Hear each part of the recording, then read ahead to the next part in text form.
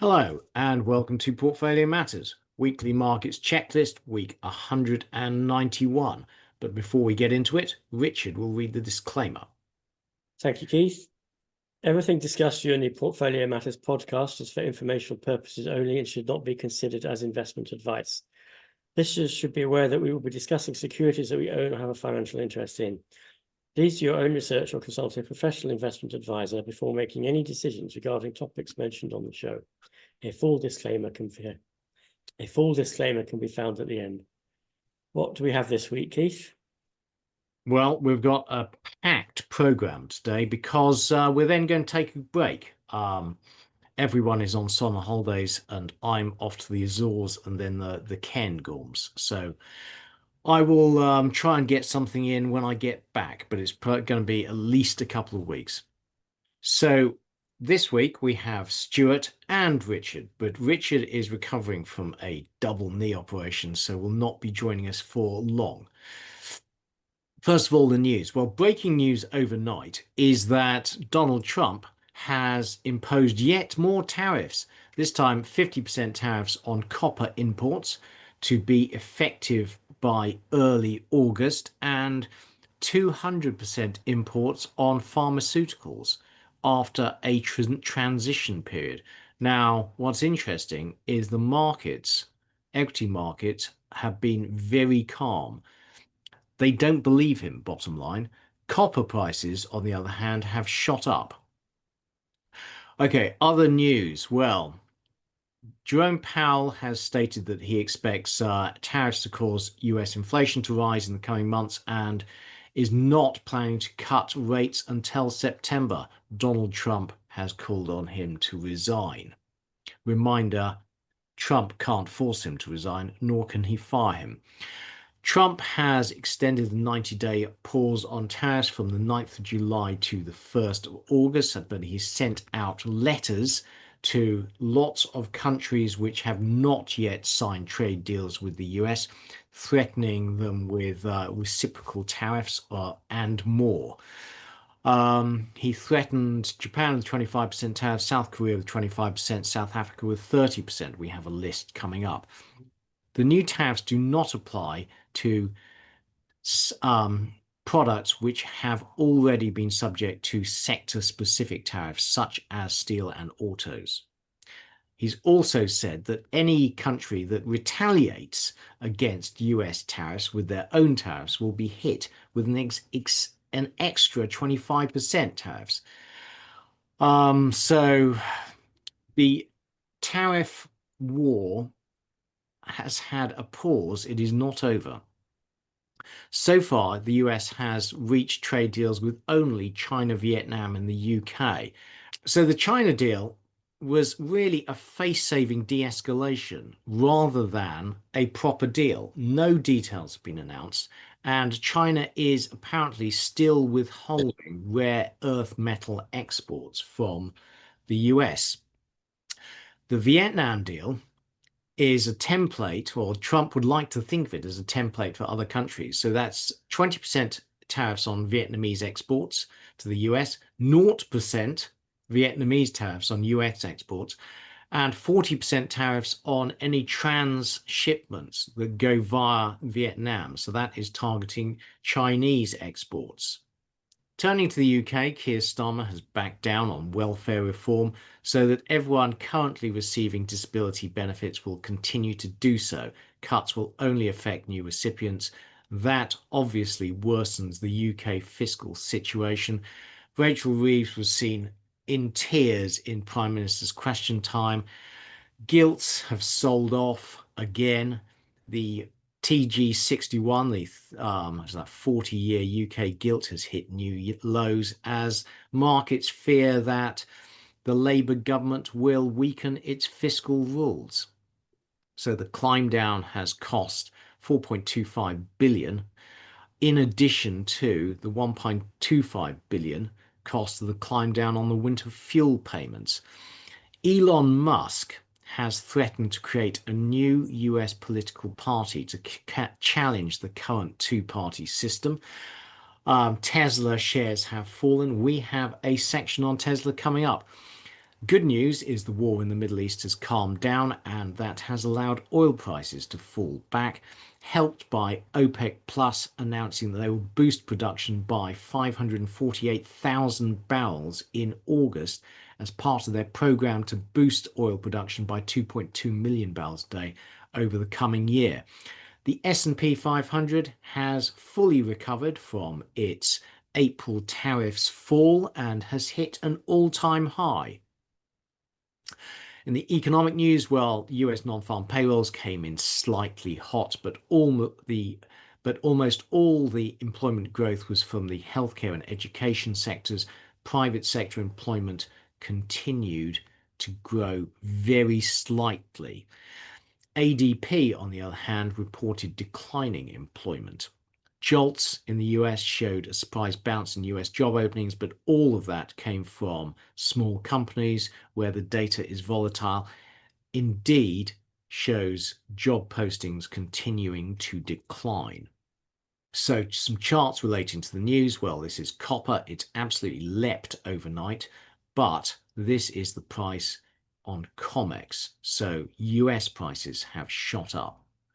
And Trump has threatened to hit US trading partners with new tariff rates from the 1st of August unless they sign trade deals. The new threats are slightly different than the reciprocal tariffs he threatened earlier in the year. In most cases, they're the same, but in the case of Japan and South Korea, for instance, they're just a bit higher. And if those go into effect, then tariffs will continue to rise. And you'll see that US tariffs are the highest net they've been since the 1930s. Now, that is generating quite a lot of new tax revenue, as we will show you as we go through. But what's interesting is markets do not seem to believe Trump. So copper futures leapt, but the US pharmaceutical sector, it's ended up on the day. The TACO trade remains in place. Now, the strong US non-farm payrolls for June mean that the market's pricing in a 95% probability that the Fed will leave rates unchanged in its July meeting on the 30th. Pause, have a read. This is Donald Trump once again having a go at Jerome Powell and telling him he needs to cut rates. Whereas most other countries have been cutting rates, the threat of higher inflation from US tariffs means that so far the US has paused its rate cuts and has been unable to join them. The market is still expecting 2 rate cuts by the end of the year. And Elon Musk is threatening to form a new political party in the US, and the majority of US voters appears to think that's a good idea. There is space for a third party. Just to chip in there, if I may, Keith. Yeah. It's interesting that if currently there is no requirement for the networks to broadcast any for what we would call party political broadcasts for any party other than the Republicans and the Democrats, and they don't. Yeah, but I suspect it would create quite a lot of interesting news when launched, and then it would fade quite quickly. We would have a lot of resource behind it. I mean, I suspect it's actually quite a threat to the incumbent political system. And I think Trump's doing it because Musk is doing it because what he's seen in Doge has so disgusted him that he wants to, whether you like him or not, he wants to try and do something about it. Yeah. Okay, well, let's see what happens. It'll be fun. Whatever. It will be. Fireworks. So congratulations to everyone who bought the dip in the US, which was not us. The S&P 500 has rallied 30% from its lows to a new all-time high. The bull market is absolutely back on. Although, in dollar terms, because the fall in the dollar has actually lagged international markets for US investors. And the US trade deal with Vietnam, you'll notice it specifically put a 40% tariff on transshipments, and that is because Chinese exports to Vietnam have soared. So China is trying to get around US tariffs by exporting via third-party countries. There's the oil price, which has shrugged off the 548,000 barrel rise in OPEC plus production starting in August, and has fallen over the past couple of weeks because of reduced tensions in the Middle East. And the one big beautiful bill passed, and that means that US public debt continues on an unsustainable path. Now, finally, there have been a series of unexplained explosions on oil tankers which have previously visited Russian ports, and these appear to have been caused by limpet mines. So thank you to Simon W. for sending that. Odd. Are we saying that it's the Russians who are doing it, or that it's an anti-Russian act? It's likely to be anti-Russian, but it's not clear. Nobody's claimed responsibility, and also a lot of these tankers had visited Libya as well. But the one thing they all have in common is Russia. So presumably they're carrying Russian oil to export. Yeah. So, well, Donald Trump has had a great month. The one big beautiful bill passed into law. He bought off the Republican holdouts with pork barrel sweeteners, in particular the senator from Alaska, who had been holding out against the bill, saying it was very bad for the US's fiscal position. She was bought off with subsidies for whalers. 50% of What US. whalers? Yeah, well, that's, her view is that she has to support Alaskan industry, which is whaling. So I didn't know. I thought it was only the Japanese who did whaling now, Keith. yeah, well, good point. Scientific whaling. Yeah, exactly. 50% of US voters oppose the bill. Only 36% support it, and it will cut Medicaid. So opposition could yet grow. So the attack on Iran has brought little retaliation and no domestic political fallout. NATO has committed to Trump's 5% target. The Supreme Court has passed a ruling that limits the ability of federal judges to issue nationwide injunctions that block presidential executive orders, therefore strengthening Trump's powers. And the economy has proved resilient to tariffs and political chaos, and the S&P 500 has recovered to new highs. His immigration crackdown has practically stopped illegal immigration from Mexico. So all Trump wins. And on to equities. Stuart. Right. Well, a pretty good past couple of weeks. The all world index up just short of 4%. And within that, there's been quite a rebound in the Russell 2000 and the Nasdaq, both up over 5%. I think those are the notable standouts. Bitcoin has also bounced a lot. So Bitcoin is not, to my mind, really proving its sort of digital gold credentials, because it seems to move more in line with sort of tech optimism to me than it does in terms of sort of geopolitical worries. In terms also of a good week, if you look at it that way, the VIX down 22%, very quiescent, under Yeah. 17. So more measures of optimism and comfort, really. Yeah, the fall in the dollar index is, of course, very supportive for US equities. Yes, true. So here's a chart of the all world index, still rising rather nicely, particularly since the early April troubles.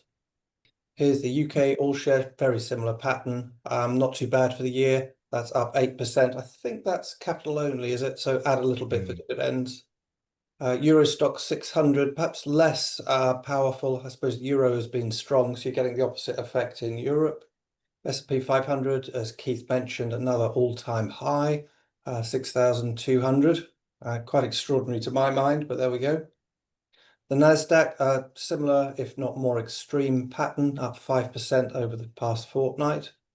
Russell 2000, as we mentioned, that's been strongest in the past couple of weeks, up about 6%. Hang Seng also very strong. I think there's been some comment, hasn't there, that the Hang Seng has actually been rather stronger than the mainland Chinese indices. And there's quite a bit of sort of renewed optimism about what Hong Kong can be and remain. Topics less good for the year, but reasonable. It's not really the center of action at the moment.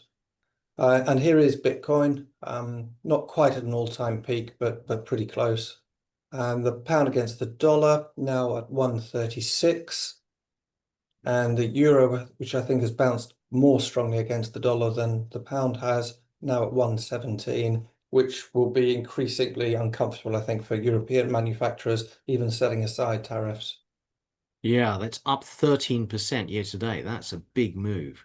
So here is the dollar index. It's been weak pretty much just for the whole calendar year, hasn't it? Occasional little bounces, but that's actually one of the objectives of the Trump administration. So they should be happy that despite tariffs, which in a neutral world you would think would increase the currency, has actually the dollar has actually been weak.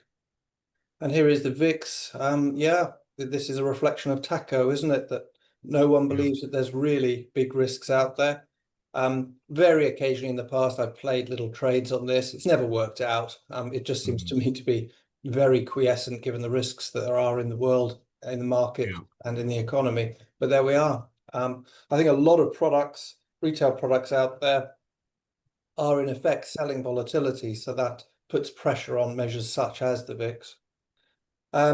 So the Shiller P ratio, which is one of my favorite measures of the valuation of the US market.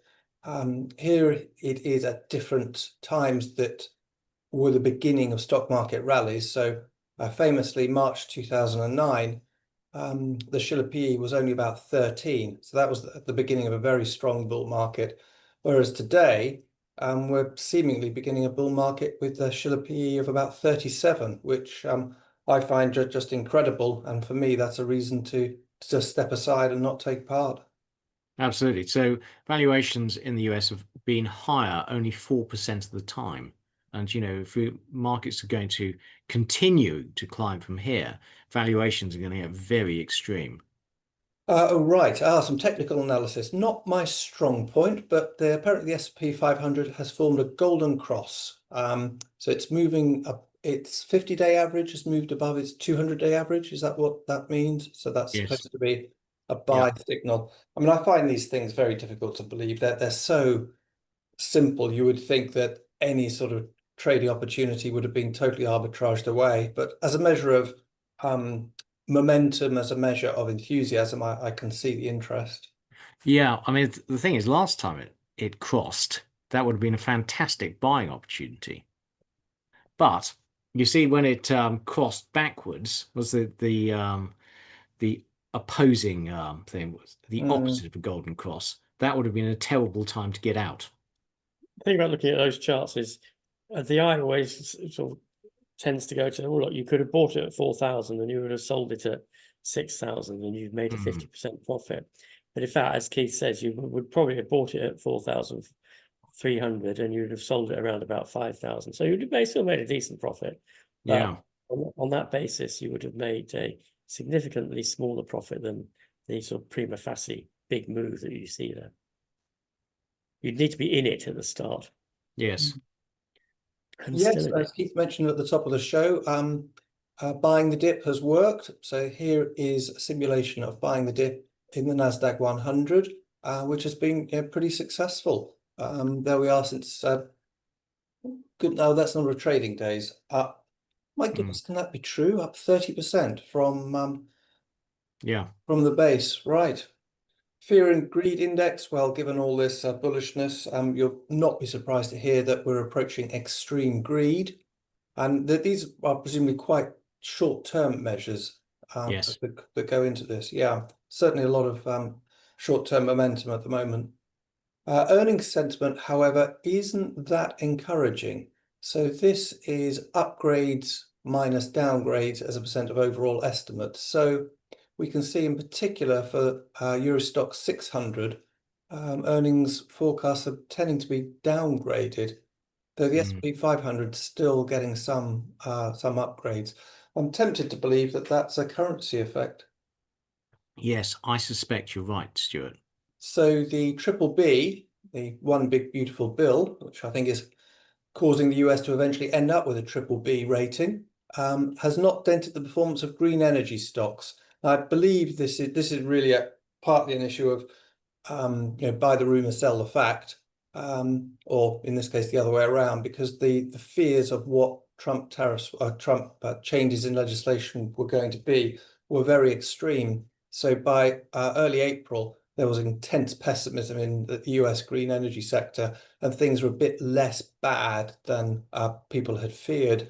I think in particular, some of the more industrial scale green energy projects have got a bit longer to get in under the wire before the subsidies are removed. So there's been a bit of a recovery bounce. The Mag 7 are showing a big range of returns in 2025. So on average, pretty much nothing. But within that, there's a big range. We've got Meta up over 20% and Apple down almost 20%. Well, I think that's good news. I'm glad that there is sort of differentiation happening, and it's not all about flows into ETFs driving stocks equally. This is, I think, reassuring that there is some differentiation being made by the market. Yeah, but Mag 7 is no longer the key driver behind the market. I should say this is about a week old, this chart. So, Yeah. Tesla in particular has had a bad few days.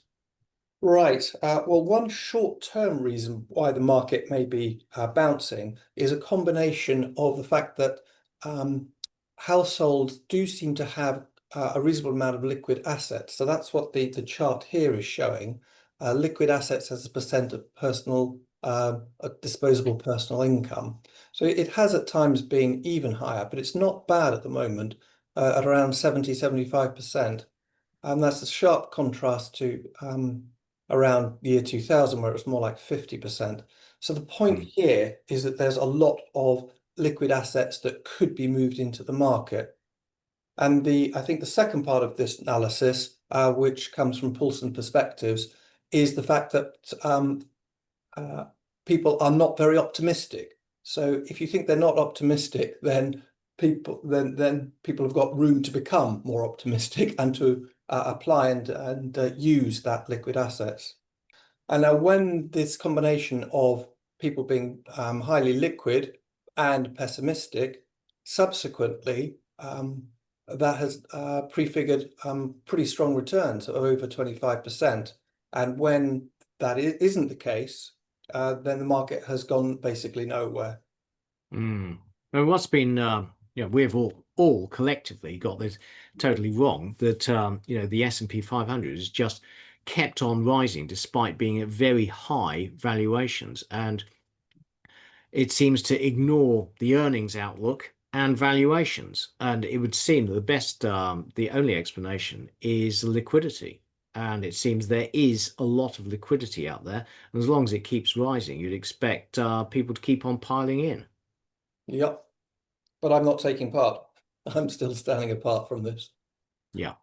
So talking of some of the darlings of the market at the moment, here's Palantir. Very interesting technology. Some people find it slightly creepy and possibly open to abuse, but the stock has done fantastically well. It's up 128%. Sorry, no, 1,400% over the past 5 years. I think they're taking a lot of contracts from governments. They're involved in the defense industry boom. And so therefore the stock now has a market cap of over 300 billion and a PE ratio of over 600. So Yeah. a lot of hope built into the stock. Yeah. So what do you what revenue growth would you think did you need to justify a P ratio of 600, Stuart? 40%, compounding up for the next 5-10 years. Okay, well, it is for compounding it is growing at 40%. I mean, I would have said it needed to be higher than that. I'd said for a P ratio of 600, you need a revenue growth of, at least 100% or more. But revenue growth 40. Thank you, Stuart, and on to commodities. Now, sadly, Richard has had to leave us because he is still recovering from his knee operation. Quick summary, energy is generally weak except for coal as oil has come off its recent spike as tensions in the Middle East have reduced. Industrial metals generally up, particularly copper, which has risen very strongly overnight on the news of Trump tariffs, and precious metals, a reversal of the pattern over the past year, was gold is weak and the PGMs were very strong. This chart from the IEA shows investments into the energy system, and you can see the big change over the past decade is a huge increase in investment in renewables and reduction in investment in oil and coal. So that should be good for the industrial metals that are exposed to electricity, particularly copper and aluminium. Onto energy commodities. So Brent down 9.4% over the past couple of weeks. WTI down 8%. Natural gas following it down. Hurrah! That's very good for UK and European consumers and for inflation. US natural gas also fell. Coal, however, bucked the trend and continues to recover from its lows earlier on the year, up 2.8%, still down 12% on the year. Uranium fading again. This is Brent. Sharp drop after tensions eased in the Middle East, but is climbing despite OPEC Plus surprising with their announcement of 548,000 barrel increase in production in August. WTI, same pattern. Some numbers specific to the oil market. Well, over the past couple of weeks, crude inventories in the US have built by 5.6 million barrels. So the US market is oversupplied. US crude production has been stable.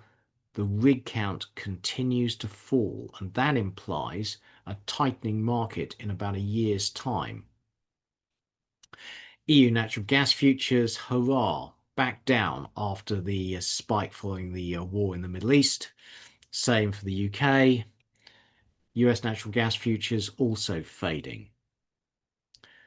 But US utilities are building a lot of new power stations to meet electricity demand, and that should be bullish for US natural gas in the coming years. You'll see the capex spend continues to grow in 26-27.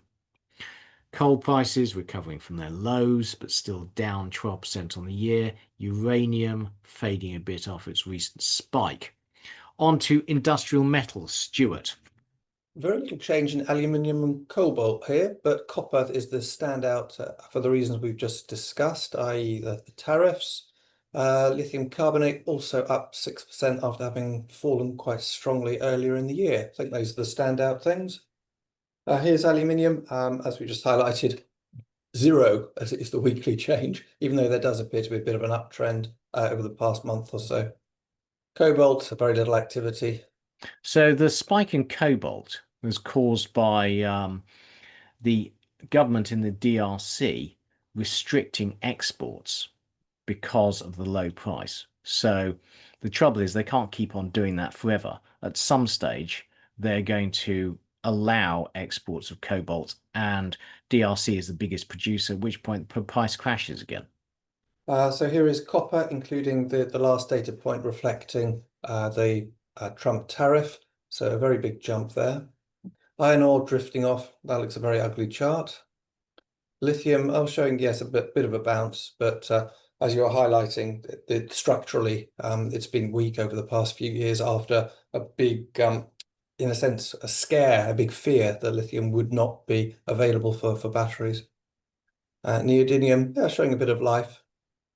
Nickel, well, I think you've highlighted this pretty regularly, haven't you, Keith, that this huge project which has come online in Indonesia is a structural pressure on the nickel price. Although it's bounced a little bit on the week, the long-term picture looks very unencouraging. Tin, showing a bit of life after some weakness in April and May. Zinc, again, similar sort of pattern over recently. Moving on to precious metals. Gold had a bit of a weak week. It's been so strong, I don't think anyone's surprised to see a bit of retracement there. So actually off 3% on the week. now at $3,290 an ounce. Silver, however, has been strong. Some people had been highlighting that it was relatively cheap compared to gold. It's more the platinum, rhodium, and palladium that have been strong over the past week. In fact, platinum is up 50% on the year. Yeah. So here is gold. You can see that sort of exhaustion, tiredness, however you want to look at it, but some sort of plateauing since late April. Silver had its big jump up in June and has sort of been trading sideways since then. And there is platinum. Did you know any story behind this? I mean, that's quite a big rise from under $1,000 an ounce to just shy of 1,400. No, I don't actually. Well, have a look at it next time. Here's rhodium. A big move really in March and then been sideways since then. I believe platinum has been in deficit for a few years. And presumably at some stage, the continued demand for platinum for catalytic converters means that the price had to rise. Here's palladium, showing similar picture to platinum, I suppose. At least it's been very strong over the past couple of months. Thanks, Stuart. And on to rates. And this is the UK yield curve, and very interesting. It continues to steepen. So over the past couple of weeks, we've had a fall at the short end, but rises at the long end.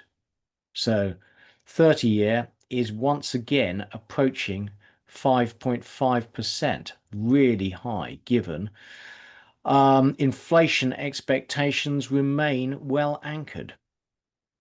And the US shows a similar pattern, except even the 30-year in the US has actually come down over the past couple of weeks, whereas in the UK it's risen back up thanks to renewed fears about the fiscal situation following the government climb down over benefits.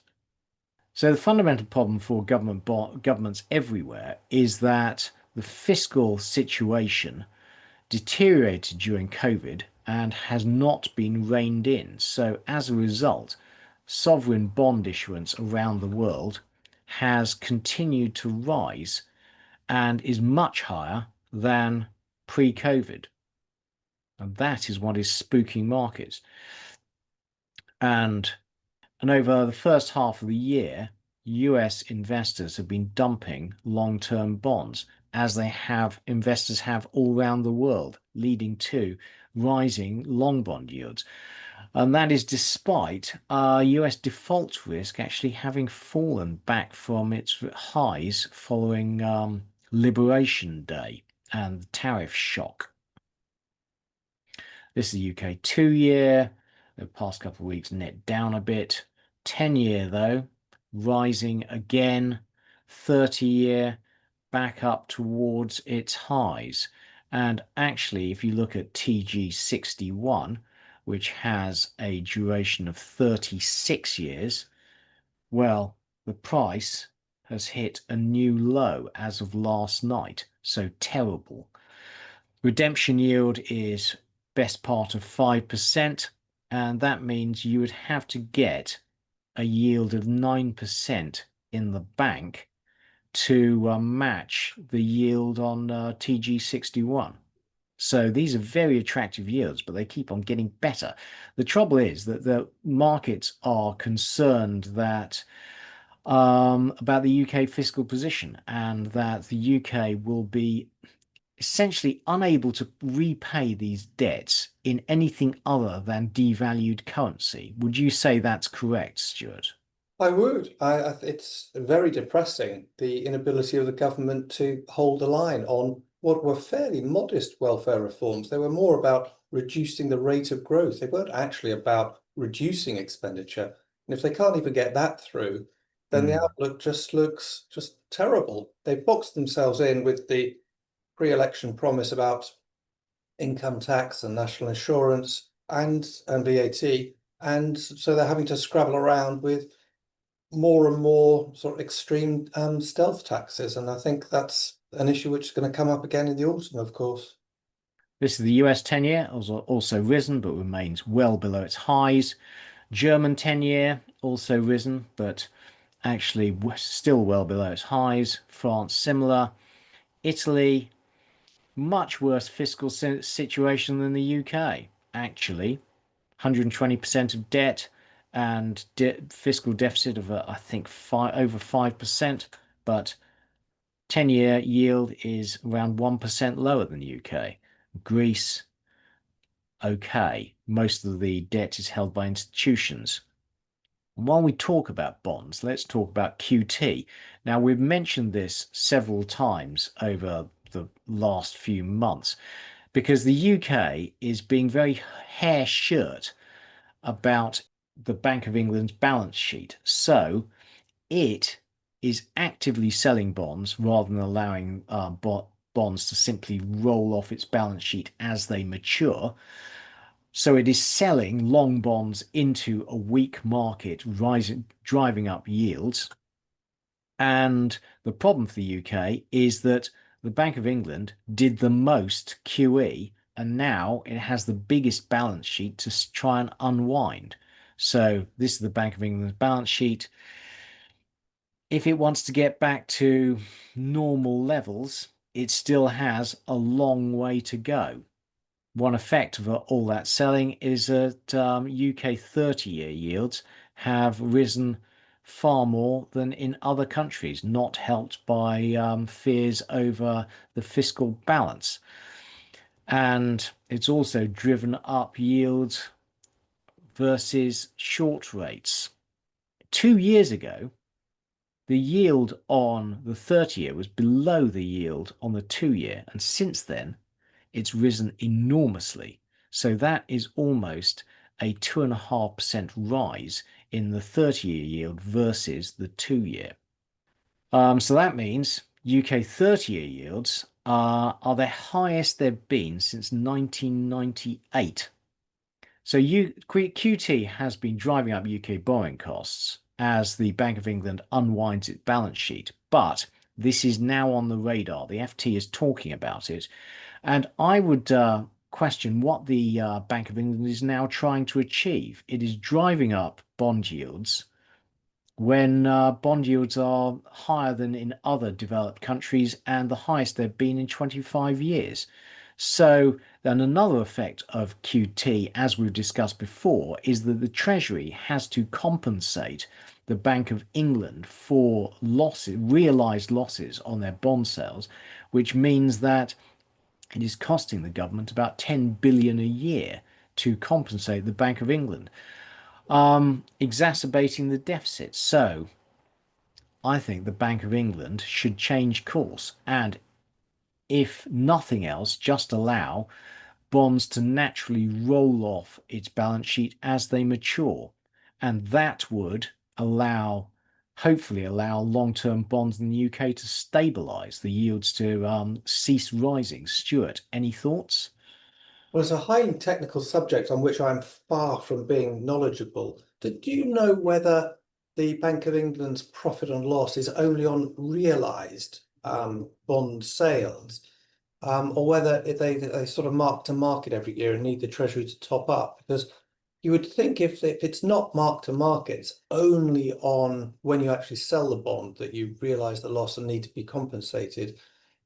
That in that case, you would really think there'd be a hell of a lot of political pressure to stop these bond sales and stop, the Treasury transfer to support the Bank of England's sort of solvency. Yeah, no, it is when they sell them. Oh, then you've got to imagine there's an awful lot of pressure behind the scenes to stop this. I mean, if that is saving 10 billion a year or something, that's the Yeah. sort of number that Rachel Reeves needs. Yeah, it's 10 billion a year compared to just allowing the bonds to roll off. Yeah, Wow. Well, these are that looks big like an numbers. obvious sort of, it'll seem like a technical adjustment to most people, including myself. So it's difficult to see why the Bank of England has got such a different policy compared to other central banks. Well, the thing is, the Bank of England doesn't have to. It's not responsible for the losses. So unlike other central banks, it doesn't essentially have its own P&L. The profit, the treasury compensates it. So the treasury takes away its profits and compensates it for its losses. So other central banks are presumably more concerned about the P&L, whereas the Bank of England doesn't appear to be, because it gets transfers from the treasury. And on to this week's economic data. Now, we're going to try and get through this quite quickly. And there hasn't really been that much data, particularly in the UK. So, but first, a quick summary. UK stagflation, EU stagnation. US is slowing, actually. But as yet, there's little sign of a rise in inflation, and growth remains strong by British standards. China, stagnation. UK, Stuart. Right, Bank of England consumer credit seems to be weakening slightly. That's how I would see it. A bit less than expectations, perhaps people getting nervous, drawing in their horns a bit. Net mortgage lending, well, I think that's been distorted, hasn't it, by the stamp duty holiday and then that reversing. Net lending to individuals, well, I think you totally see the stamp duty effect there. I think we need to leave a few months down to let that settle. Car production year on year down 33% against expectations of down only 9%. I mean, it looks like sort of game over, isn't it? Is this sort of not, there's no point producing if you can't export to the States? This is... Yeah. Well, the thing is, there has been this pause by both Jaguar Land Rover and Rolls-Royce of sales to the US because of the tariffs. But now that the UK signed a trade deal, you expect those to restart. However, you'll notice that Lotus have said they're threatening to stop car production in the UK because it's just they've been losing money and it's just not economic. New car registrations, despite the production numbers, new car registrations were up about 7%. So presumably that's coming from some imports. CBI industrial trends, new orders, that doesn't look very encouraging at all. Continuing basically a downtrend since 2023. That's rather ugly. Construction PMI, oh, not too bad, below 50, but not horrific. House prices, well, different measures are showing slightly different things. So month on month, some fall according to the Halifax, though year on year up about 2%. Frankly, that sort of flat picture, I think is actually quite good for the economy to let earnings catch up with house prices. Completely agree. Economic surprise index, still in positive territory, so presumably outperforming low expectations. Indeed, jobs postings, again, just remains remorselessly downwards. UK wage growth has eased off from the plus 6% to 5.5%, but that's still way too high. Yeah, still pretty high. Way too high and just not coming down fast enough. Yep. The ONS estimates of real household disposable income suggest that income fell by 1% on the quarter. I'm very surprised by this, actually, because we know wage growth has been higher than inflation. So why has disposable income fallen by 1%? Yeah, it's difficult to think of what outgoings. I mean, you can imagine mortgage interest payments going up, but that would have been true in the previous quarters where disposable income was still being regarded as positive. Right. Turning to UK politics. So, according to YouGov, the latest opinion poll suggests Reform UK would be the largest party in a hung parliament after if there was an election at the moment, and they'd have over 270 seats. So obviously everything is in flux. Yeah. The Tories haven't recovered at all, have they? Labour are disappointing expectations. So to some extent, there's a sort of exasperation vote as well as a positive vote for reform, if you see what I mean. Right, the Reform UK's manifesto. This is quite extraordinary, isn't it? Talk about all things to all people. On the spending side, they're going to remove the two-child benefit cap, reinstate the winter fuel allowance, introduce a transferable marriage allowance, increase the personal tax-free allowance to 20 grand, raise the salary at which higher rate tax becomes payable to 70 grand, cut stamp duty, abolish inheritance tax, lift the VAT threshold to 150 grand, and abolish business rates for high street small and medium-sized enterprises. So this is, huge spending. You're just sort of promising things to people who've got particular grievances. Yeah. However, there are cost reductions. So an end to net zero, which they claim would scrap 10 billion a year in subsidies for green energy. They would cut government waste. Oh yes, everyone always wants to cut government waste. I'm in favour of cutting government waste. It's just that so difficult. No one's ever really been able to do it. And there will be other unspecified cuts to public services. So basically, this is just a whole set of sweeties we can get given out to people. This is not a costed, serious program.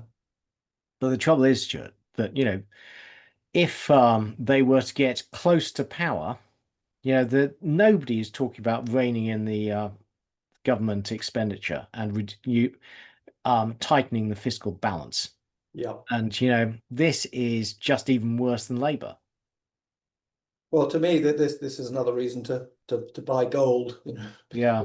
It's very difficult to find many sort of safe havens, though that's a topic I'll come back to later in the show. So expect stealth tax rises in the autumn statement, and we've covered some of the pressures on Rachel Reeves. One thing that is being mooted is to cut the cash ISA allowance. I suspect this is the wrong way to go about encouraging money into equities. I think it should be done by making the process of investment much easier, where a cash ISA had a simple ability to sort of put money into, for instance, some ETF tracker or something, instead of having to have two separate accounts, two separate logins, etc. I think it's much more about making it smooth and easy and simple for people to buy their first shares. The idea of penalising people who want to use the current cash ISA allowance, I suspect, is just going to cause resentment and a very little flow of money. Yes, Downing Street leaves the door open to higher UK taxes on the wealthy. I suspect we're already hearing stories from parts of the Labour Party about a wealth tax. So take money away from people who've got more than me type tax. And I think that the pressure for this is only going to get stronger. Yeah. Now, our next episode, I plan to do something on wealth taxes, because people at the Labour Party is talking about it, and it would be popular, is the bottom line. Yeah. So UK summary, not too much data over the past 2 weeks, but what there is suggests weak consumer credit, weak car production, weak industrial orders, weak construction, weak job openings. So I think we can say the outlook is weak. Yep. Now, quickly on the welfare reform climb down from the government. This is the proposed savings that welfare reform would have given, and you can see that climbing down significantly cuts government savings and therefore the Chancellor's fiscal headroom. So in the 2029-2030 fiscal year, the climb down will cost about 3 billion. And even before the climb down, the benefits bill was due to keep rising. So this is as of the spring statement. The blue was as of the autumn budget. So the autumn budget, it was due to rise very sharply. The spring statement still had it rising, but less sharply. It's now going to be somewhere in between the two. So that leaves the Chancellor with a difficulty in balancing the books. He's got three options: cutting spending elsewhere. Well, frankly, that's not going to happen. What we've seen is this Labour government is incapable of cutting expenditure. So that means it either has to raise taxes, and reminder, it has a manifesto pledge to avoid raising business taxes or income taxes. So that means more stealth taxes, such as cuts to cash ISAs, or a wealth tax. Or it abandons the fiscal rules and just spends more money. And that would be very bad for UK government bonds and potentially exacerbates the deficit by leading to higher interest rates on existing government debt. So watch this space, but it's unlikely to be a happy winter for UK taxpayers. And onto the Labour government, 1 year in power. Stuart. Right. Well, this is not going to be a happy story, is it? Inflation is up, mortgage rates are still rising, employment is down. Uh, it's so painful wherever you look. I mean, if you're a renter, rents are still going up, are higher than wages. Mortgage rates are gradually having to converge with higher interest rates as people's previous low rate mortgages run off. And I mean, crucially, the bottom right chart here, the change in number of payrolled employees, it's negative and heavily negative. And this is from a government that realised that growth was the only way to make the sums add up. And growth is not happening.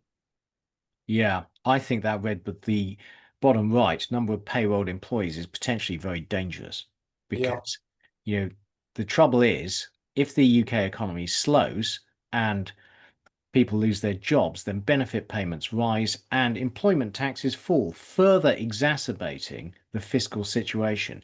You could see the fiscal situation deteriorating quite badly. Yes, absolutely. I mean, it's sort of on the edge at the moment, and we're limping along in terms of the economy. Any weakness, you Yeah. topple over into an awful situation. The NHS, well, waiting lists have edged down a bit, but the situation to me just fundamentally hasn't been resolved. There was talk of no more money without reform, but whenever there's trouble, the government can't afford the headlines, can't afford the reality of um, people not being treated, and more money is given. And this is Mm. something I mentioned in the previous podcast, but I think that the organization is just fundamentally, it's the wrong structure. It employs so many people. It's so unwieldy. Mm. It's like swimming in treacle all the time. Things can't change because it's just too big a super tanker. Yeah. And I can't see Labour grasping the nettle and fundamentally reforming it. The recent 10-year plan seems to be all about what they want to achieve, but not about how. And it's all about the how. How do you Mm. get change? Particularly if you want at the next election to be able to say, look, we're underway, this is the direction we're going in, this is what we've achieved. But it seems to me it's all aspirational and not the detail of execution. Labour did actually make a case for improving the infrastructure in Britain to get Britain building again, but so far nothing has really changed. There was some loosening of the rules around onshore wind energy, for instance, and there's talk about changing the planning system for housing, but the reality is it hasn't made any difference so far. So, in fact, in terms of investment in housing approvals, things have got yet worse. I mean, obviously, there's lags in the system. You can't say it's all Labour's fault, but there was hope, and it just has not been borne out. That it's such a complicated process to get land freed up, to get the permitting, and if they were going to be serious about this, I think they needed to come in with a clear plan, have it all set out in their own minds, instead of which it seems to me they've got into power, but they again know what they want to happen eventually, but they haven't got the plan from how to get from A to B. So they weren't able to tell the civil service, look, we're doing A, B, and C, get on with it, come up with a 100-day plan, here we go. They're sort of learning on the job about how to get these changes implemented, instead of having come in, with a clear plan. Well, the trouble is that UK interest rates are staying high. And when you're talking about, incentives for investment and house purchases, that means it's, a house is a huge durable goods purchase, which requires you to borrow a lot of money. And so higher interest rates means that it's more unaffordable. And long-term investments in construction, again, are disincentivized. And you can see that if the UK government is in a poor fiscal situation, which means that investors are demanding higher yields to lend to it, then that has knock-on effects throughout the economy. Well, as we've really covered, Labour has not fixed the public finances. The situation has got yet worse. I do blame Labour for not having clear plans and not having the backbone to stick to their reforms, but we can't ignore the fact that the Tories were absolutely awful as well. Yeah, the Tories were awful, but you would have hoped that Rachel Reeves had learnt the lessons from the Liz Truss incident. And before the autumn budget, when she announced the big increase in public spending, she should have consulted market participants to find out what sort of rise in government spending they would have been happy with without demanding higher yields to avoid a spike in gilts, which is exactly what happened. Yes, so the markets are beginning to lose confidence in UK finances. So, as Keith highlighted with the yield curve charts earlier, the longer you go out on the yield curve, the worse yields are, the higher yields are. There's intense nervousness about lending to the UK government for 30 years. Turning to the migration issue, well, legal migration has fallen, but illegal migration has risen. So we see in the bottom left chart, small boat arrivals, a cumulative situation, almost 20,000. 2024 was about 12,000. Legal net migration peaked in about early 23, approaching 900,000. That's coming off pretty sharply. I think a lot of this is to do with changing the eligibility of the families of students when they can come to the UK. So scorecard, Keith, do you want to give your grade? Yeah, I'm not impressed actually. I think they have failed. I was actually quite optimistic when they came in, but I think they've failed to confront any of the problems facing the country. And like the previous Tory government, their only answer appears to be to throw more money at it. I mean, in the case of the NHS, I think it really does need reform. And I think the first step is to stop people flying in to have their free dialysis, which is a friend of ours works as a doctor and in renal consultant in a hospital in South London, and there's a lot of that, and so the just throw benefits. Bottom line is we can't afford it, and we need to deal with that. And I just don't see any political willingness to deal with the problems confronting the country. Well, I was trying to think of a few positives. I think what Keir Starmer said on defence makes some reasonable sense. I think also he's mitigated some of the Trump problems, played a reasonable hand there. There has been a bit of planning deregulation. There's some planning on needed infrastructure, but overall, an unwillingness to make the hard decisions. That's exactly what Starmer said, that he would make the hard decisions, but when push has come to shove, he's backed off.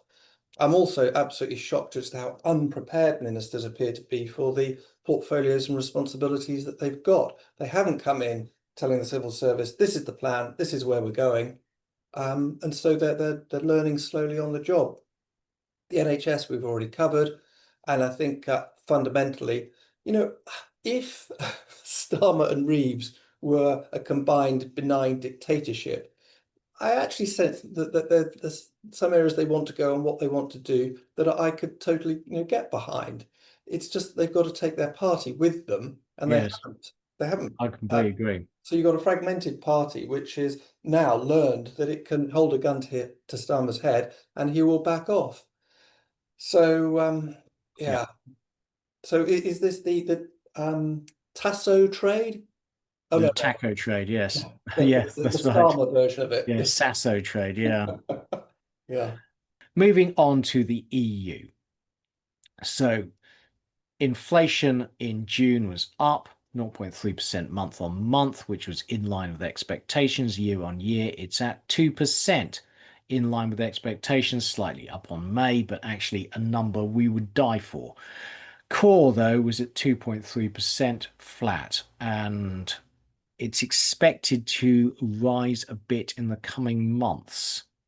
Loans to companies is at 2.5% year on year, which is perfectly decent and compatible with the 2% inflation target. Same with loans to households rising at 2%, below the pre-pandemic levels and perfectly compatible with 2% inflation target. Money supply growing at 3.9% per annum, slightly below expectations. Economic sentiment is weak and weakened slightly in June. Consumer sentiment is weak and weakened slightly in June. Industrial sentiment is weak and weakened slightly in June. Services sentiment actually is weak but recovered a bit and remains above zero. So that is a bit of good news. Inflation expectations are fading again. ECB 1 year inflation expectations are also fading. But I found this chart very convincing. It shows that the ECB's 1 year forward inflation expectations are basically just a function of current inflation and doesn't contain any information at all. And therefore, I won't be reporting it from now on. Selling price expectations. This is good news. This is selling price expectations fading again. Unemployment rate ticked up but remains very close to all-time lows. Construction PMI, sadly, fading once again. Not good. Economic surprise index, though, is positive. Indeed, job postings in Germany continues to fall.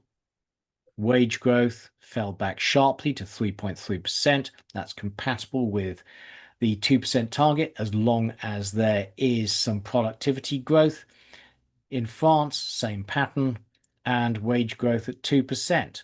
Very compatible with the 2% target. You look at bond yields in the Eurozone, you'll see that Italy and Spain are well below those of the UK. The ECB has suppressed bond differentials in Europe. Question is, how long is that sustainable? At some stage, you'd think that will have to stop. What do you think?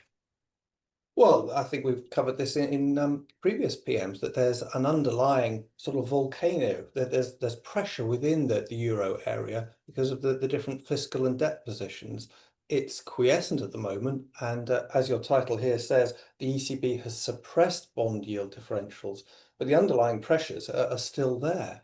So I Yeah. think that this is an accident waiting to happen. I guess markets tend to focus on one or two things at a time, and at the moment it's all about the US. But you could quite easily see that these sort of pressures erupting again. Yes. So, bottom line, inflation in Europe is around 2% and very close to the sustainable 2% inflation target. Inflation expectations are fading again, which is great. Loans to companies remain weak. Consumer, economic, industrial sentiment is weak. Services sentiment is weak, but did tick up a bit in June. The construction PMIs are weak and weakening. Bottom line, stagnation. Not much inflation, but very little growth. And onto the US, Stuart. Non-farm payrolls, not too bad. Well, in fact, very steady, really, aren't they? They've been just on 40,000 consistently. Nothing to see here, I think. The household survey reported jobs growth of 93,000, up from a massive reduction of 700,000 in May. So some data spikes going on there. Well, once again, there's big differences between the household survey and the establishment survey. So in May, there's a huge difference, but the household survey is showing an increase in employment in May. The number of federal employees has fallen by 50,000 since Doge presumably had its effect, but that represents 2% of federal employees. And you do hear sort of anecdotal stories about people being re-employed after having taken their redundancy checks. But state and local governments are adding jobs, which you can see in the sort of light blue greenish colour and in the red colour. So it's federal where there's some squeeze, state and local still adding to employment.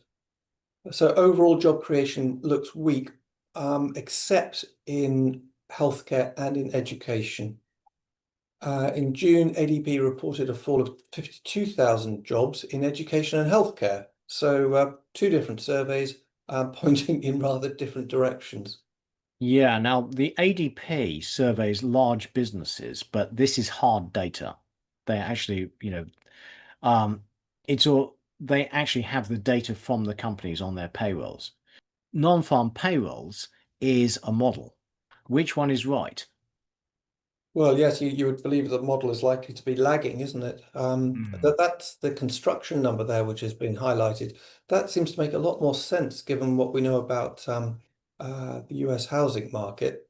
For finally, after a couple of years of surprising strength, that for construction to be weakening like that, not adding so much, it Yeah, makes sense. Professional and business services, well, we see that in the UK as well, don't we, with the big four almost weekly laying off analysts and uh, consultants. yeah. No, the thing is, I've highlighted construction. It still surprises me because we know. Actually, we'll show you data in a second, which shows that US construction spending has been falling for months in a row, and the US housing market is weakening. So why has construction employment continued to grow? It doesn't make sense to me. So why does construction employment continue to rise? Well, yes. If you estimate construction employment based on homes under construction, you'd expect construction employment to have been falling for quite a while now. Instead, it's kept on rising. Yet, according to the household survey, the number of people reporting that they work for the government fell by 275,000 in June. Right. So yeah, the non-farm payrolls are saying, most of the job growth came from local and state government, whereas the household survey is saying the number of people who work for government actually fell. So Manufacturing sector continues to shed jobs in June. I suspect that there's no surprise there. The main non-farm payrolls were revised up by 5,000, but over the past 18 months, they've been revised down by 780,000. So to me, that's a classic case of what the pattern you would expect at a turning point in the economy, where it's the revision trend, which is telling you what's really happening. Non-farm payrolls did not alter the fact that the US labour market appears to be slowly slowing. So yeah, yeah, that I think is a very good summary. There isn't an outright contraction, but the rate of growth is slowing. US average hourly earnings month on month, 0.2, but that follows a 0.4 in May. So I think overall you'd average that and say, perfectly acceptable. Year on year, that makes the number 3.7%. So as you said before, Keith, in respect of Europe, that 3.7 looks totally compatible with about 2% inflation, particularly given the US productivity trends. Average weekly hours worked, some weakening here. Again, if you wanted to, you could interpret that as being a sign of a turn in the cycle. It's obviously easier to pair hours than it is to pair an employee. The unemployment rate, 4.1%, actually a touch down, yeah, in contrast to expectations of a touch up. yeah. I was surprised by this. The U6 unemployment rate, 7.7%. So again, just nudging down rather than staying flat. Participation rate. This does seem to have rolled over, doesn't it? That after Yeah, the sharp dropping for COVID, a sharp or a gradual rebound, but that rebound seemed to end at the end of 2023. We've now had a year or so where participation rate has been edging off. yeah. To me, this explains the fall in unemployment. So discouraged workers are just leaving the market. So it's a denominator issue, as it were. The Yeah. number of people is Yes. reducing. JOLTS job openings seems to have bottomed. That was looking like a worrying trend, but seems to have stabilized. Job quits, similar pattern really. Small businesses were behind the surprise rise in the JOLTS job openings, but it's a very volatile time series. My goodness, yes, a response rate of just 32%. Very difficult to take the numbers in the short term. with much seriousness.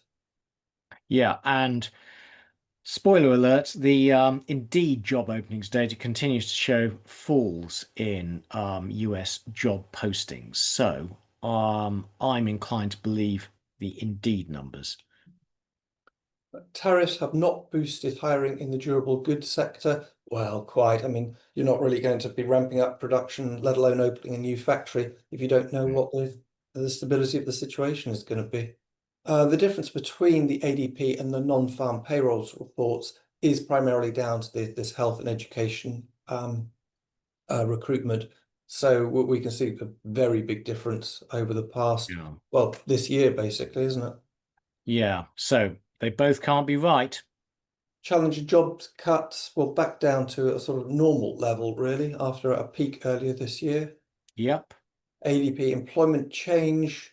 Well, this is slightly concerning, isn't it? A fall of 33,000 in June against expectations of about 100,000 increase.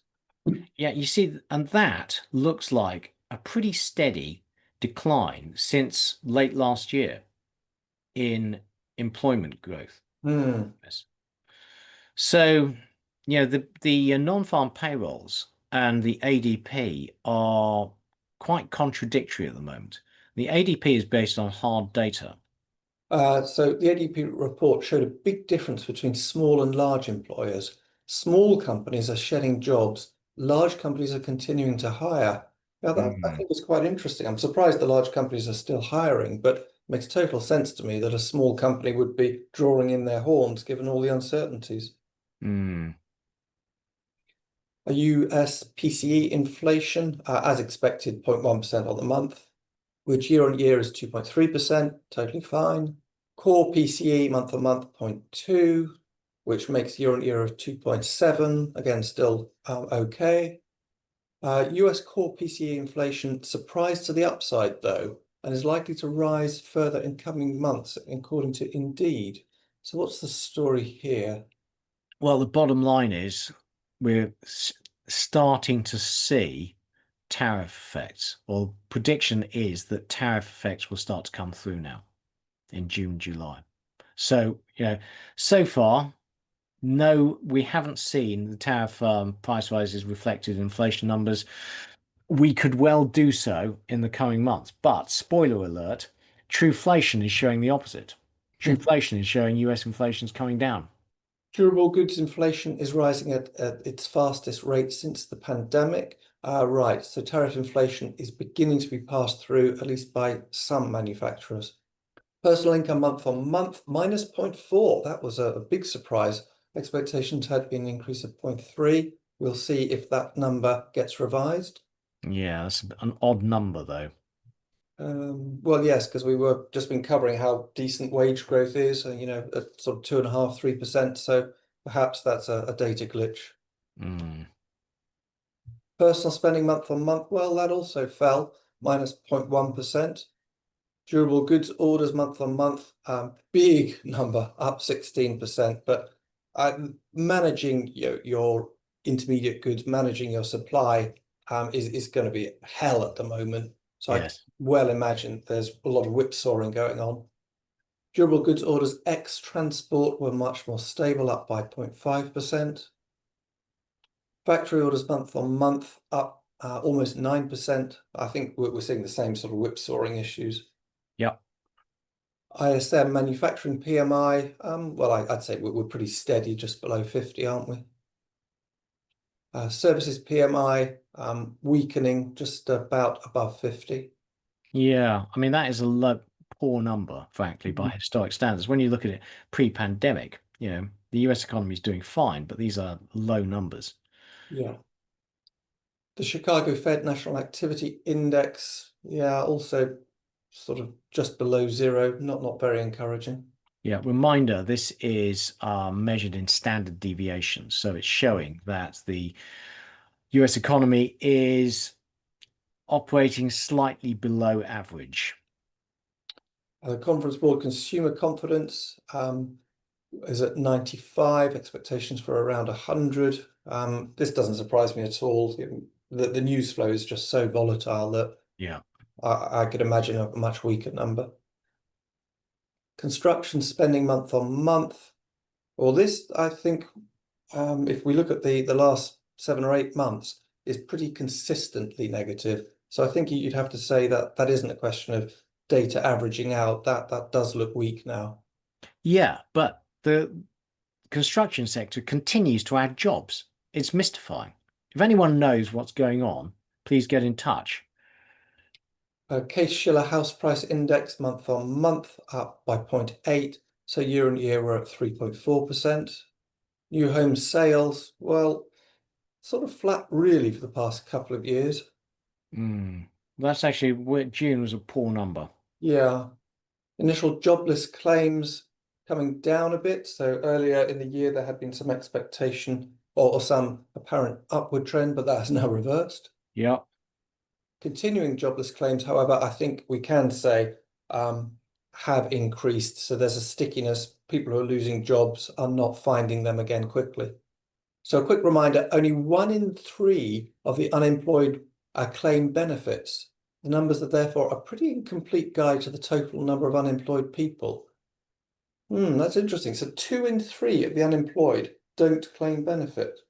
Yeah. Wow. So there's low eligibility and low take up because the maximum benefits have been unchanged since 2005. So, people just don't bother. US Indeed jobs postings, that looks pretty weak. Yeah, and directly contradicts the JOLTS job openings we've seen before. Yeah. Wage growth, 2.9%, perfectly acceptable. Link Up continues to report rapidly declining job openings in the US, both on its daily and monthly measures. But trying to synthesize all of these, we have the various economic GDP forecasts. The US Dallas Fed, their forecast at the moment is still for 2.1% growth. The Atlanta Fed GDP now is at 2.6, though that has fallen quite sharply from 3.4%.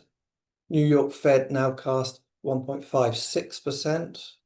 This is the one we like most because it's the most consistent, frankly. St. Louis now cast 1.3%. And the Citigroup Economic Surprise Index, well, bang on zero, really. Things are coming in as expected. US Trueflation has taken a bit of a step change down from expectations or reports of 2.2%. We're now down to 1.7. That's fallen quite sharply. Yeah, and the thing is, we're expecting inflation to rise because of the pass-through effect of tariffs. So, and the Fed is holding off from rate cuts because it expects inflation to rise because of tariffs. So, this is quite important. If this is true, then that means that the Fed will be able to cut rates sooner than expected. Yep, that's a chart for Trump, isn't it? He could tweet that one out. Yeah. The US housing market appears oversupplied. So permitted houses which haven't started are at very, very high levels. So presumably land banks are being held on to, or at least builders don't think it's worth actually going through with the construction. So look at the homes under construction, enormous months of supply. US consumer spending appears to be faltering. So this is services spending inflation adjusted. My goodness, falling below 1%. Despite what we cover on this show, deficits are not high on voters' lists of concerns. Apparently, we don't have enough of an audience in the US, Keith, because it's about the lowest, it's about the least important issue. People Yes, are concerned absolutely. about poor leadership, about the government. They're concerned about the economy in general and immigration, but they're not concerned about the budget deficit or the federal debt levels, even though they appear to be getting to critical thresholds. So US summary, non-farm payrolls came in slightly hot once again. That was almost all due to healthcare and education. Private hiring continues to weaken, and the ADP report suggests falling employment. There's that contradictory data between all these various surveys, JOLT versus Indeed. PCE inflation appears to have bottomed at 2.3% and core at 2.7%. There's little sign of the inflationary impact of tariffs so far. Manufacturing and services PMIs were weak but stable. The nowcasts are all still positive, but they are weakening. So the US economy appears to be slowing slowly. Thanks, Stuart. Right, briefly on to China, and we had the PMIs. So this is National Bureau of Statistics, manufacturing PMI, which strengthened to 49.7, still contracting slightly. Non-manufacturing was at 50.5, which is a weak growth. General 50.7, weak growth. The Caixin private sector survey had PMI for manufacturing at 50.4, i.e. weak growth. Services 50.6, weakened, again, weak growth, weaker above slightly in expansion territory. Composite 51.3, weak growth. Loan growth continues to weaken to 7.1%. Now, one good news for China is that the yuan is tied to the dollar. So a weakening dollar means a weakening yuan, which is good for the Chinese economy and good for exports. And tariffs do mean that Chinese exports to the US are collapsing. This is the total percentage that Chinese exports are as percentage of all US exports. And you see it's hit a new low. Not great. So China summary, weak growth, basically. And onto one chart. Now, revisiting the one chart from last episode. So the thing is, tariffs keep on rising. So this is tariff revenues in June, and this is the annualized rate. And we're now looking at an annualized rate of about 350 billion. Last time we looked at it, it was 200 or 220 from memory. So that means we can now revisit this chart of the impact of the big, beautiful bill, because an annualized rate of 350 billion equates to approximately 1.17% of GDP. And that means that actually the big, beautiful bill does not add to the US deficit. Instead, the deficit will fall. So interesting. So we've already done quite a lot about the UK, but I wanted quickly to go through the OBR's Fiscal Risk and Sustainability Report, which was published yesterday and spooked the gilts market, because bottom line is it said that the UK was in a particularly vulnerable position and that it was going to be very difficult for the UK to stabilise its fiscal position in the coming years. This is these are the headlines. None of them are good. Pause and take a look. Summary: against a more challenging domestic and global backdrop, the scale and array of risks to the UK fiscal outlook remains daunting. So moving quickly through these, so UK government borrowing has been higher than for other advanced countries and has consistently been worse than forecast. This is the chart I really wanted to show you, and this is how pensions spending will rise as a percentage of GDP in the coming years unless something is done. In particular, we have to get rid of the triple lock. The triple lock essentially gives pensioners the highest of either 2.5% wage inflation or inflation. And so the more volatile the economy is, they get the highest number of those three. If you were to get rid of the triple lock, then, and just put it, say, earnings, then pensions would grow much less quickly. The question is, will any of the governments have the courage to do that, and to essentially reduce the sweeties to an aging population, and the elderly vote more than the young? But if nothing is done, then pension provision will pretty much double over the next 50 years. Unaffordable. And all of this comes at a time when the shift from defined benefit to defined contribution pension schemes means that pension funds are buying fewer gilts, meaning removing a key source of demand at a time when supply has grown. And that the demand from pension funds is not forecast to improve. Instead, is likely to fall. The only good news is that when you take into account assets held by the government, then the net financial sector liabilities is only around 83% of GDP, not 100% of GDP. But the gilts market did not take it well. The gilts rose by 7 basis points on the day. Not great.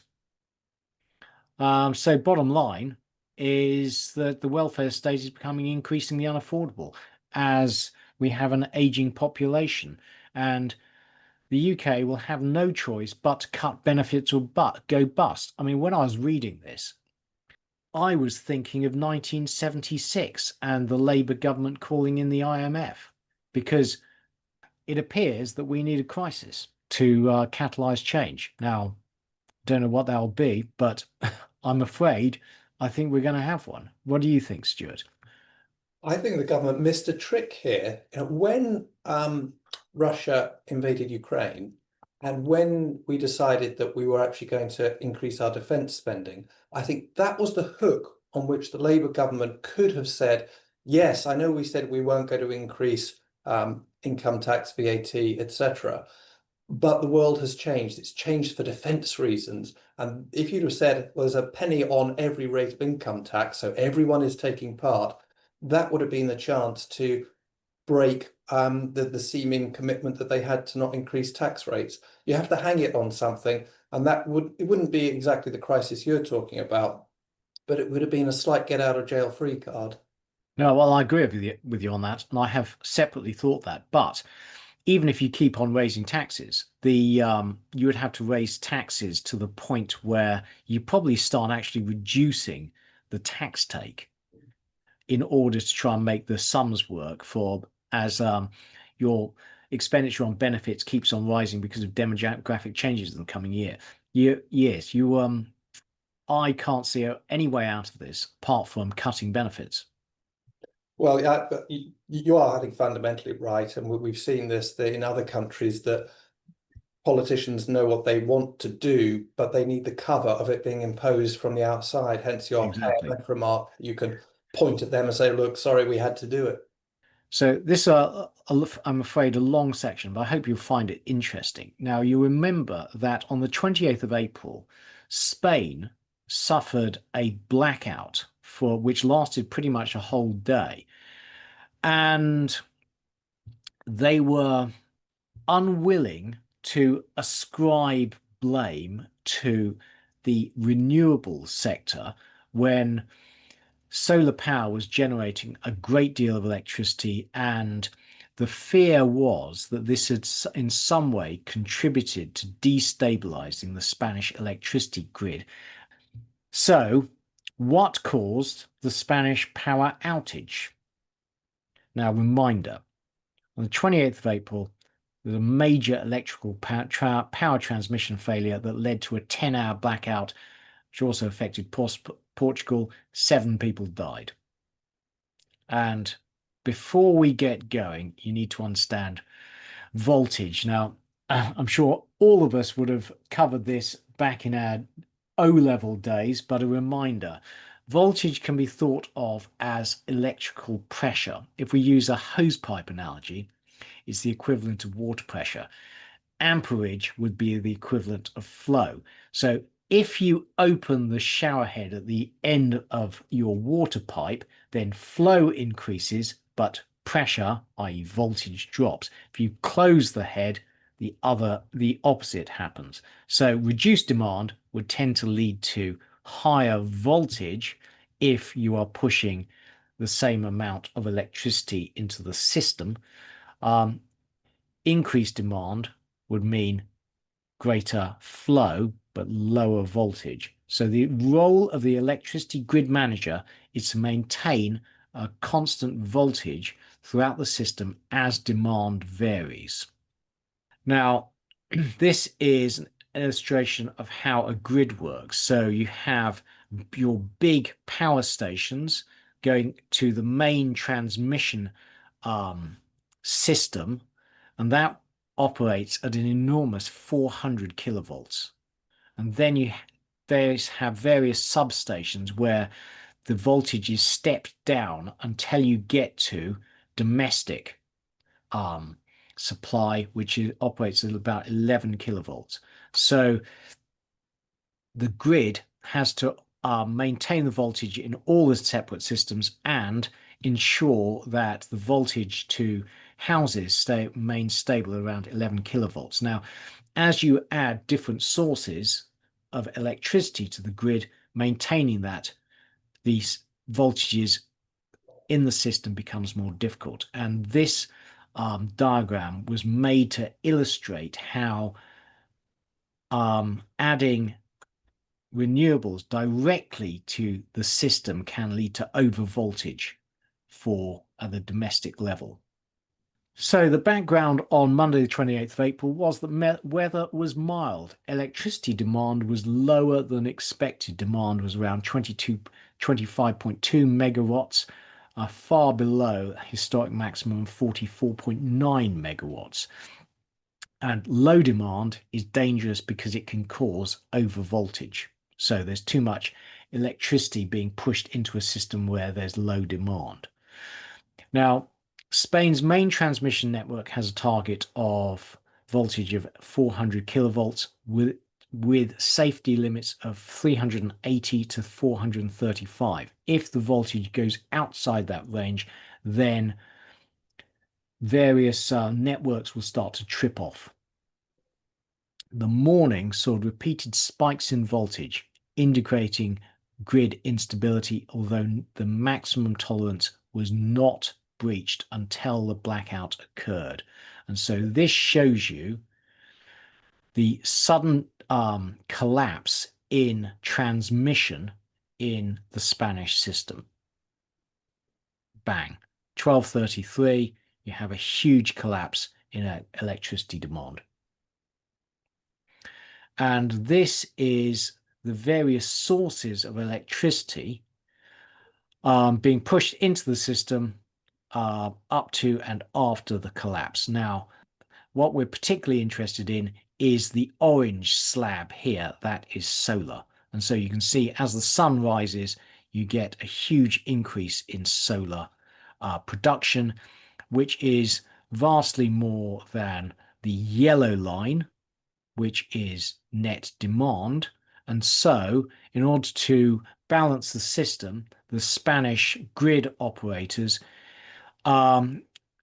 open transmission lines to Portugal, which is green, and also to Morocco, which is dark orange, and also to France, which is dark blue.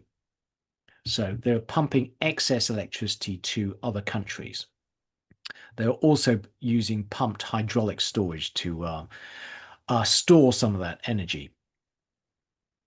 What was important as a cause of the collapse was that non-renewable power generation was low. So only 11 thermal power stations were online at the time, the lowest for the year. And essentially, what caused this blackout was that only thermal power stations in Spain are obliged to maintain voltage control. Renewables are not. Renewables have an obligation to maintain frequency control, but not voltage control. So the Spanish grid relies on the thermal power stations to regulate voltage. Excess power was all coming from renewables. This big surge in photovoltaic, although I found this quite interesting, that you're still getting quite a lot of power from hydraulics at a time when they were simultaneously using pumped water storage to increase demand. So this is a chart showing the voltage in the system, and you can see that it was volatile in the lead up to the collapse. The collapse happened at 12:33, but starting from mid-morning, you're seeing actually quite rapid oscillations in the grid voltage. Now, they remain within tolerance, but that is a sign of grid instability. So at 11:04, big changes in voltage caused the transformers of ADIF, which is the railways, to trip. And that trip occurred even though the oscillation was within tolerance. And this was an early sign of how voltage instability can lead to cascading failures, as happened at 12:33. Now, the frequency was unstable.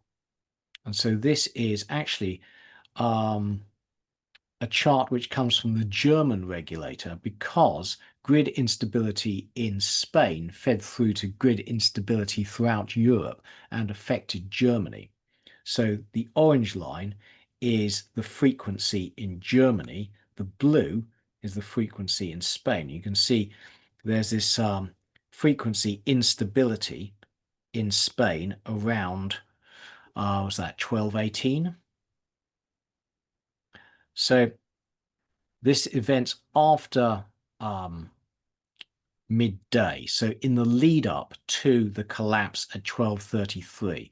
So at 12:03, an oscillation occurred in the transmission frequency, not the voltage, that lasted for 4 minutes and 42 seconds.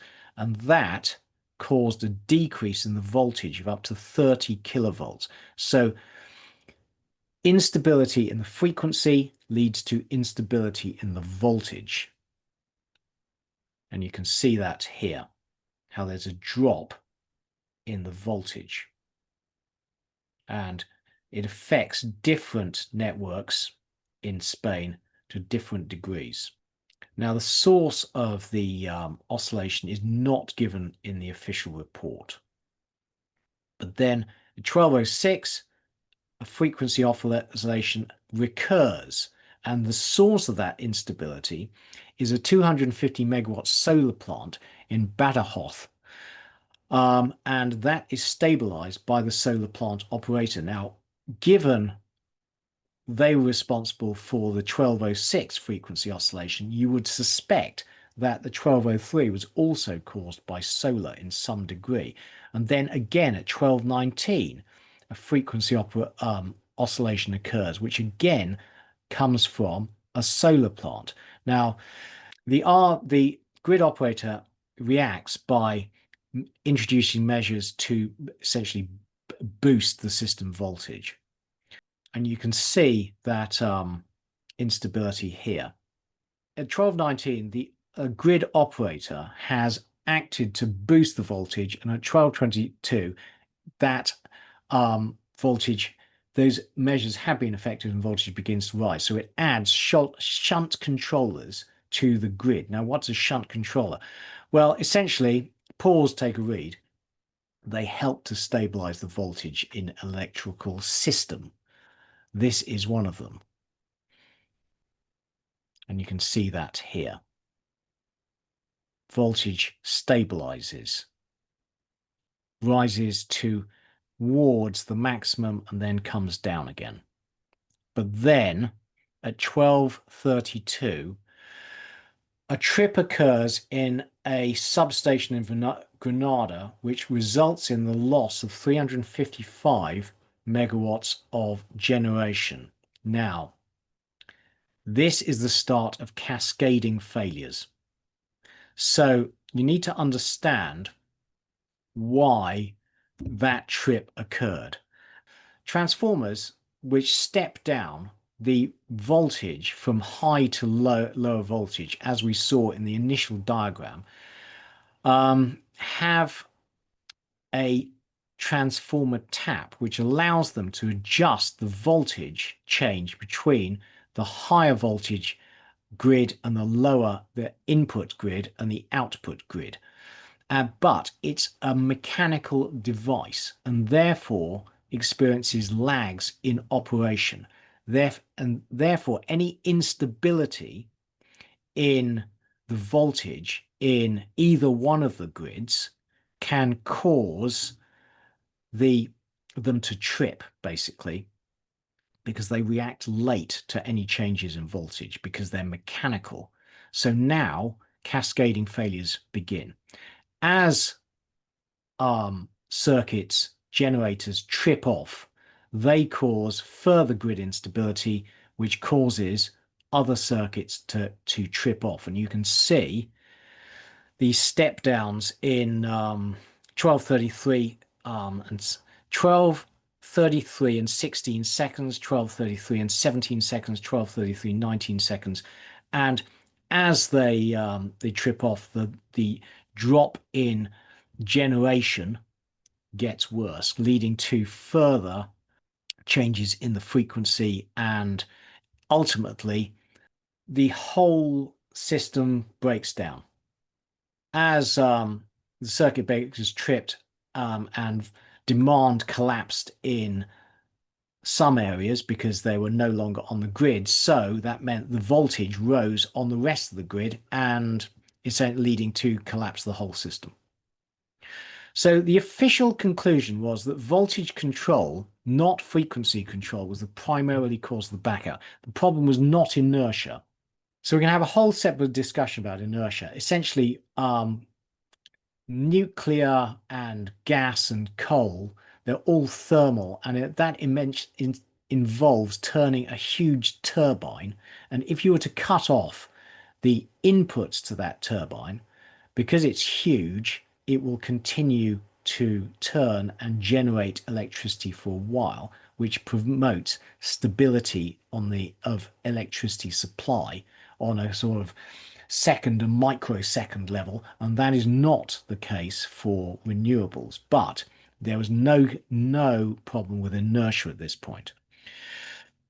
The problem was that only 11 thermal power plants were connected to the grid at that time, and only the thermal power plants are required to regulate voltage. Solar and wind generators can also contribute to voltage regulation, but in Spain, they're not obliged to do so. And so when the grid operator realized that there was too little thermal generation to regulate the system, they asked a gas-fired power station to come online, but that would have taken an hour and a half. And essentially, it was too late. The grid collapsed within about 7 minutes after that request. So the official conclusion was that the blackout was caused by the regulator mandating insufficient thermal generators to be online to ensure voltage control. But I would compare that to, let's say, a cargo ship capsizes because the containers have all been loaded on one side of the ship, and then blaming the capsize on the fact that the ship had insufficient stabilizers. Well, actually, the problem is that the loading of the ship has been incorrect. In this case, it is true there wasn't enough thermal generation to stabilize the system, but the fundamental problem was there was too much renewable energy, which is not required to have voltage control. And so the voltage was unstable because you had a lot of renewable power, with unstable voltage. And the transformer taps, which are mechanical, mean that voltage instability can lead to these trip-offs throughout the system. Now, so the big question why we're doing this is, the question is, in Spain, was the collapse in the grid caused by renewables? And we can say, yes, it was. There was a lot of renewable electricity going onto the grid more than met demand, and China was and Spain was exporting the excess to Morocco and Portugal. But the fundamental problem was not the excess renewables; it was the fact that the renewables are not obliged to enforce voltage control, leading to voltage instability. The other reason we're doing this is, does this mean that the UK, which has a lot of renewables, is vulnerable to similar grid instability? And the answer, thankfully, is probably no, because UK renewables are obliged to enforce voltage control, as are renewables in the US. Now, I also read a report of a blackout that affected 1 million homes in the UK after a lightning strike. And it seems that we are better placed to deal with the sort of issues of renewable grid instability than is Spain. In Spain, they could fix this by mandating voltage control, basically. So this seems to be a Spain-specific issue rather than a renewable-specific issue. Stuart, was that clear? It was very interesting because I hadn't appreciated the subtleties going on here. I thought this was going to be all about the fluctuating capacity of renewables, but it's much more technical than that, isn't it? It's not about their inertia, it's about their voltage control. Yeah, Yeah. that's right. And it would be interesting to know whether it was a political decision to make life easier for solar and wind to remove that obligation to control voltage, or was it a sort of political override of technical recommendation? And I've no information. I don't know whether that was the case.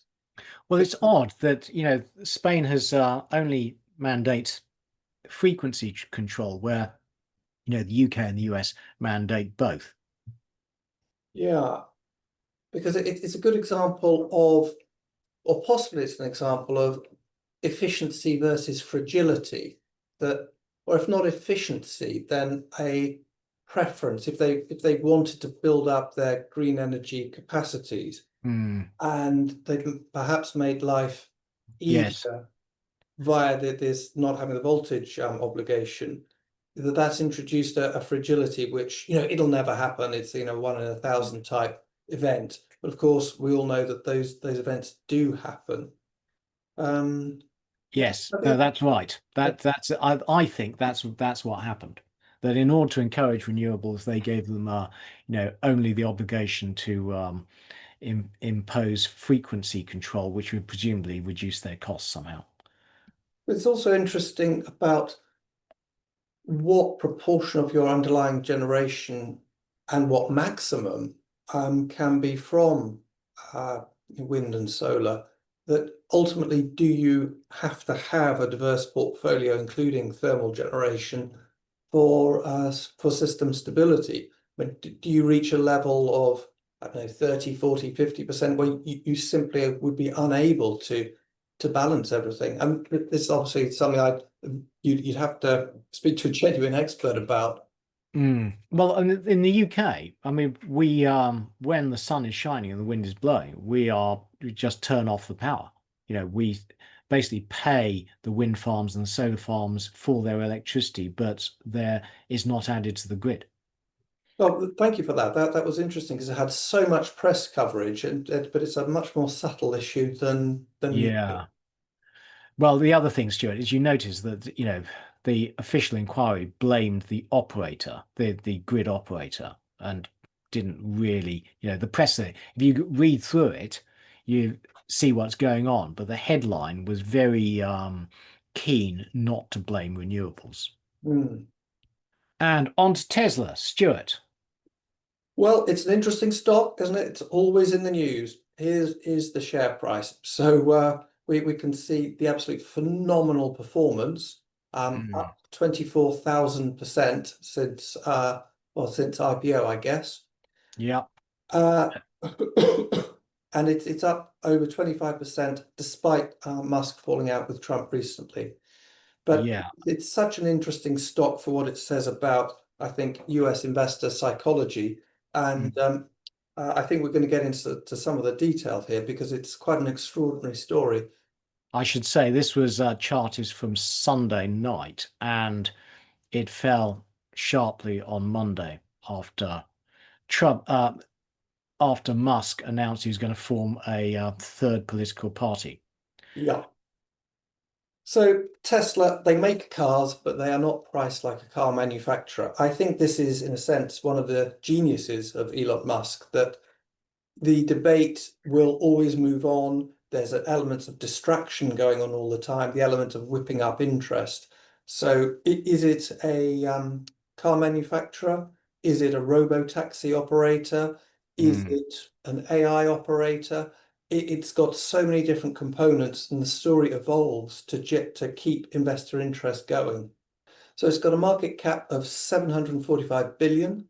It's the world's 11th largest company. It is phenomenally important. It's part of the Mag 7, obviously, but it has interest and well beyond, I think, its economic impact. I think Yeah. its importance in the meme economy cannot be underestimated. Yes, I should say that 745 billion is in sterling. In Yes, good US point. dollars, it's best part of $1 trillion. Right. For what it's worth, it's on a PE ratio of 154. This is despite the fact that revenue growth has stalled and its earnings fell by 56% last year. Now, the issue with companies like this is always, can you ever really look at the current earnings? Because there's so much going on, there's so much hope of what the earnings will be, and the earnings hope, can be out not just 5 years, but 10 or 15 years, in which case you become subject to dreams and to hopes and to marketing by Musk, I would say. Right. I think we're all aware that Elon Musk's sort of courting of Trump has led to massive unpopularity with more progressive consumers. So, for instance, in Europe, car sales have been falling dramatically. They're down year on year for each of the past 5 months. And I think we also see this on the various stickers you see on Teslas, like, I bought this before Elon went mad. I think it's a fairly common bumper sticker. So Tesla has gone from being, to some extent, a progressive stock involved in energy storage, involved in electric cars, to being a sort of bad, evil company because of Musk's association with Trump. So 2025 earnings expectations have fallen now by over 50% over the past year, but that has had almost no effect on the share price. So we can see in orange, the share price, and in blue, the estimated earnings. So earnings forecasts have been cut quite substantially, but the share price is really affected, I think, by memes and by stories and by the political actions of Trump recently. So when he was elected, when Trump was elected and Elon was cozying up to him, then the stock went almost doubled. That then unwound, and recently the stock has been bouncing around a bit more. So to me, this is a great example of a story-driven stock. It's about what the hopes are for the future. It's not about what the reality is now. The reality now is really not very encouraging. It was the great hope that this was going to dominate the market for upmarket electric vehicles. It was, in a sense, going to be the Apple of cars. It was going to take all the profits. But although there was some evidence of that initially, that story itself has begun to unwind. So Tesla sales were down 13% year on year. The only market where sales were growing was actually the UK. And I think here the issue is, well, actually, is the technology as good and as cutting edge as we assumed? If we look at one of their most interesting competitors, BYD, well, it's actually BYD outcompeting Tesla. They've Yeah. come up, I think, with a fast charging battery. I saw the headlines. I don't know the reality of whether it can really be charged in, what was it, 5 or 10 minutes to get 80% charge. So Mm. the argument is that Elon Musk's eye has been off the ball. He's been involved in his political arguments. He's been involved with Trump. And actually, the advantage that we assumed Tesla had over Chinese manufacturers might not exist anymore. And this, I think, can be you can infer this from the price of a used Tesla. Is it actually worth having? It peaked a price of a used Tesla at almost $68,000, and it's more than halved to under 30,000 now. So the market, consumers, are less interested in having a Tesla. Now, this might be because of new models from people like BYD. It might be to do with reputation, the fact that Teslas can become a smelly brand. It might be that people realize that actually the maintenance costs on these things, well, they're great when they're working, but when they break down, it can take a long time and be expensive to fix. So the inherent second-hand value has been heavily eroded. Now, more recently, more specifically, the One Big Beautiful Bill has also been hitting Tesla. So it eliminates the fines on companies that do not meet fuel economy standards. So previously, Tesla, which did meet those fuel economy standards, could sell these, they're known as sort of CAFE tax credits. They could sell them on to other car makers. But if those companies are no longer going to be fined for not meeting the fuel economy standards, then they don't need the tax credits. Now, it could be that they've guaranteed that they will buy them for X number of years. So there may be some legacy effect where they still have to buy them from Tesla. But the direction of travel is pretty clear, and it's meaningful. So the first quarter, Tesla made almost $600 million from selling these tax credits. And that happened to be more than its net income of 400 million. And it's taken more than 11 billion in these regulatory tax credits since 2015. So you could argue that on the recent profitability of Tesla is completely from tax credits. Having said that, Tesla also sells batteries, roof tiles, battery storage packs, and runs a network of EV charging stations.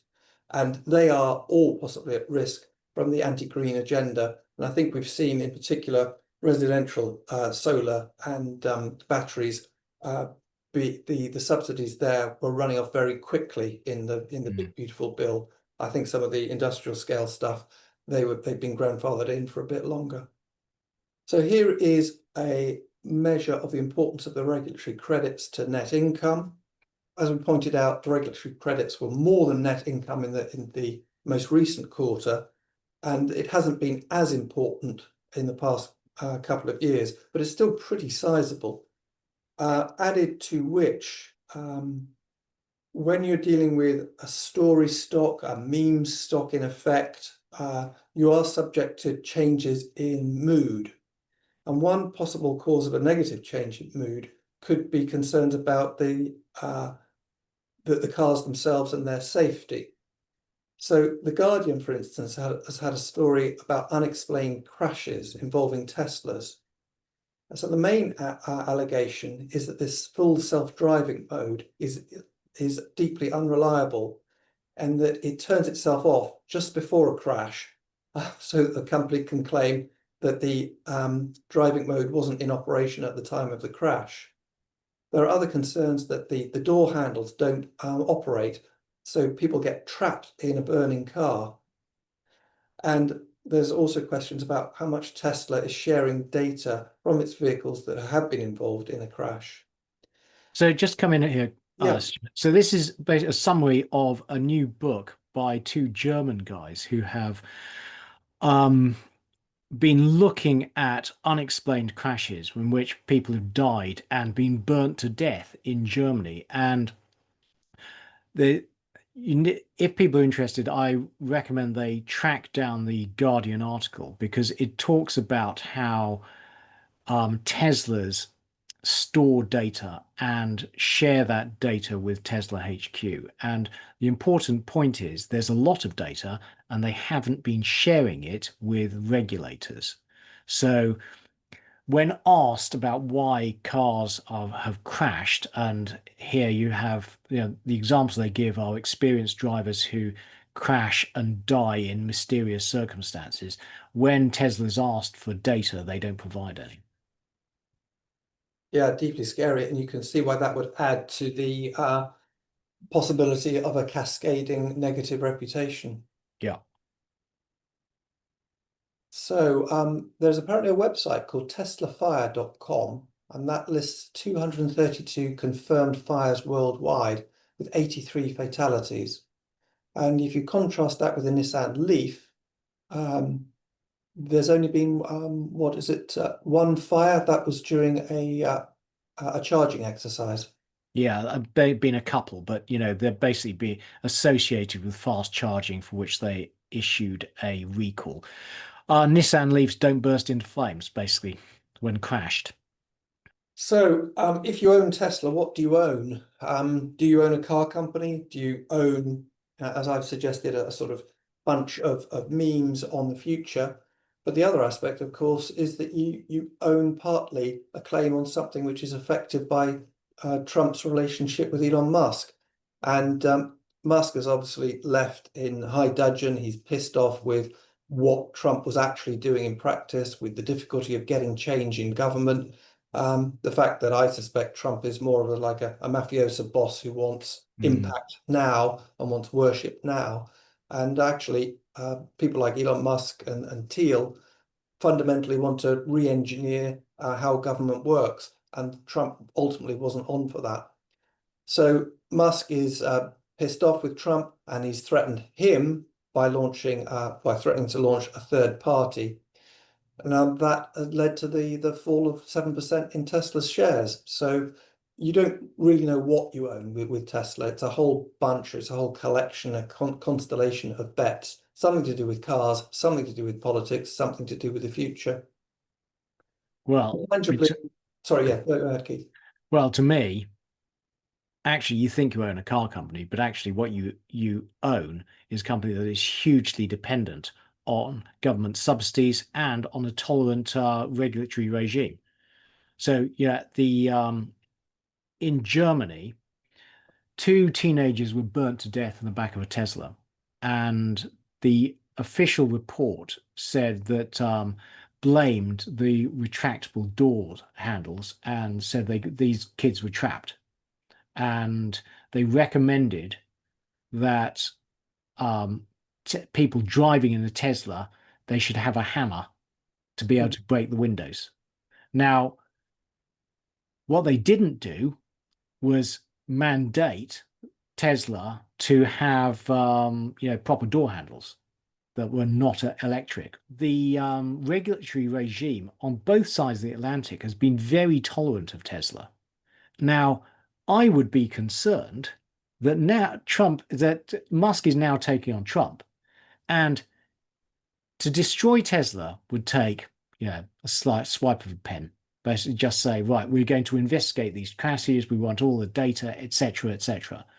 Let alone getting rid of the tax credits, which he's already doing. And Tesla, it's on a ridiculous P ratio of like 150 odd when the revenues are declining. It's being outcompeted by BYD.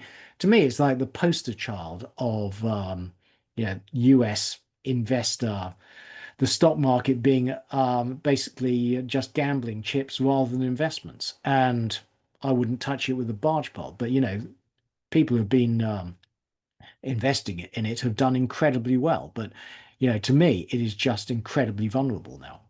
I would think it's if Trump decides to have a go at it, then it disappears, puff of smoke. Thoughts? Yeah, well, I think you've summed it up. I mean, so often business people or economics or markets focused people think that that is the world, but actually the power usually lies with the politicians and the law. Yeah, Not investment advice, but frankly, if Trump decides he's fed up with Musk and Musk's attempt to take on Trump via a third political party, then yeah, Trump can destroy this company very quickly. Final section. So thank you to our YouTube viewer, Terry Smith 1892 for this. So he was asking me whether EVs will reduce oil demand. Now, previously I had said that the next oil cycle promises to be a doozy because of falling investment in the oil sector, which will reduce supply. And so when the next cycle bottoms, then there's going to be reduced supply coming on, but demand will remain constant. And we all know that demand for oil is incredibly inelastic, which would imply that the oil price will go through the roof. Fingers crossed. But what about the transition to EVs? Will that reduce future demand, meaning that there will be lower demand? So lower demand plus lower supply would imply much less of a spike. Now, the best evidence so far comes from Norway, where EVs now make up 90% of new cars sold. But you'll see it's had very little effect on fuel demand. So the green bars are the percentage of share of EVs, of new passenger cars sold. You see it's now reached over 90%. And actually, it's been there for quite a long time. It's been there since 2021. But fuel sales haven't been going anywhere, haven't really declined much at all. And I mean, I realize this data is getting old now, but fuel usage by passenger cars has only fallen by 20%, but it has been partly offset by rising fuel demand for other vehicles, i.e. diesel for road haulage. And currently, there is no EV alternative for big haulage trucks. When you look at the world as a whole, electric and hybrid vehicles accounted for only 2% of the fleet in 2022. Now, it's risen since then, but it remains tiny. And all those conventional vehicles and legacy conventional vehicles mean that oil demand will continue for a long time yet. So by 2030, only around 7% of light vehicles on the road are expected to be EVs.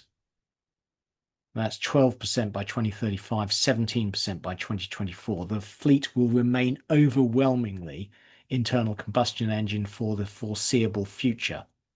And the fuel efficiency of American vehicles has actually been declining over the past decade, sadly.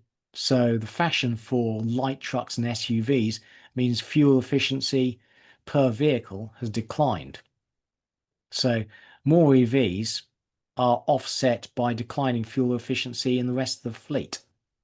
The remote working has had an effect on car mileage, but not by less than you'd expect. Actually, it's reduced vehicle miles driven by only around 2% since pre-COVID, which I was surprised. I'd be thought it'd be more than that. Now, the IEA is forecasting that oil demand will slow to zero by the end of the decade, primarily because of EV penetration. But the IEA is the most optimistic of the forecasters about the energy transition. Demand from China is forecast to collapse, but so is supply from the US. So, but you'll see the IEA, is forecasting that in the coming 5 years, supply increases will outstrip demand, meaning that the oil market will remain structurally weak. we showed you earlier the data from Norway. Now, how long before heavy trucks are electrified? So the problem with the current generation of lithium-ion batteries is they only have around 1% of the energy density of gasoline or diesel, and therefore the size and volume of the powertrain needed to drive an electric truck would be vastly bigger than the powertrain needed to drive an internal combustion engine.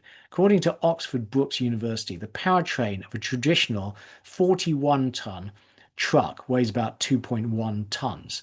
That is the engine plus fuel, etc. For an electric one, it would weigh between 3.6 and 6.5 tons, depending on the size and range of the battery. The braking systems would also need to be upgraded because the truck would be heavier. So, electric trucks are really not terribly viable at the moment because you would need to massively increase the size of the truck. You'd have to increase the battery would weigh anything up to like an additional 4 tons, i.e. 10% of the truck. Now, solid state lithium-ion batteries are under development, and we are following Toyota, who have one under development that they're promising to commercialize, but we notice that they're pushed back the date at which they expect to mass produce their solid state batteries to 2027, 28. So let's wait and see. If the solid state batteries are much better, then battery haulage trucks could be a thing, but right now they're really not. So what that means is trucks will remain predominantly internal combustion engines for the foreseeable future, unless we get good solid state batteries. And even if we did transition to electric trucks, that means that it would take years for them to supersede or replace the existing stock of internal combustion engine trucks. Bottom line is that demand for oil from existing internal combustion engine vehicles is likely to persist for a long time yet. And so I don't think that we are going to see much of a reduction in demand for oil from transport in the next, at least the next 10 to 15 years. Also, we are having increased demand for oil from petrochemicals and from air travel, which will offset any decreases in transport. Air travel in particular is growing quite quickly. Stuart, any thoughts? My main thought is really about corporate management of oil companies, that if you know that at some point the demand for your product is going to go negative, or or be flat, but you don't quite know when, and you also don't know what the supply is going to be like. I mean, we know Venezuela at some point could come back. Yeah. You've got Middle East producers who at some point want to get what they can from, from what resources they've got. So if you're the management of Exxon or something, you need to not exactly be running your company for cash, but you need to be very careful about capex, that you're slightly running yourself down. You're not trying to grow, and that's a very different mindset. Yes. So I think companies like Occidental Petroleum are much more interested in getting cash now and not putting too much capital at risk in future projects, sort of 5, 10 years down the line, because you're dealing with two very big numbers, supply and demand, where you're not really sure how sustainable they are. So if you have to just run yourself differently with an eye on current returns is my point. Well, that's a very good point, Stuart. And when you look at what Saudi is doing, essentially they've got fed up of waiting for the markets to tighten.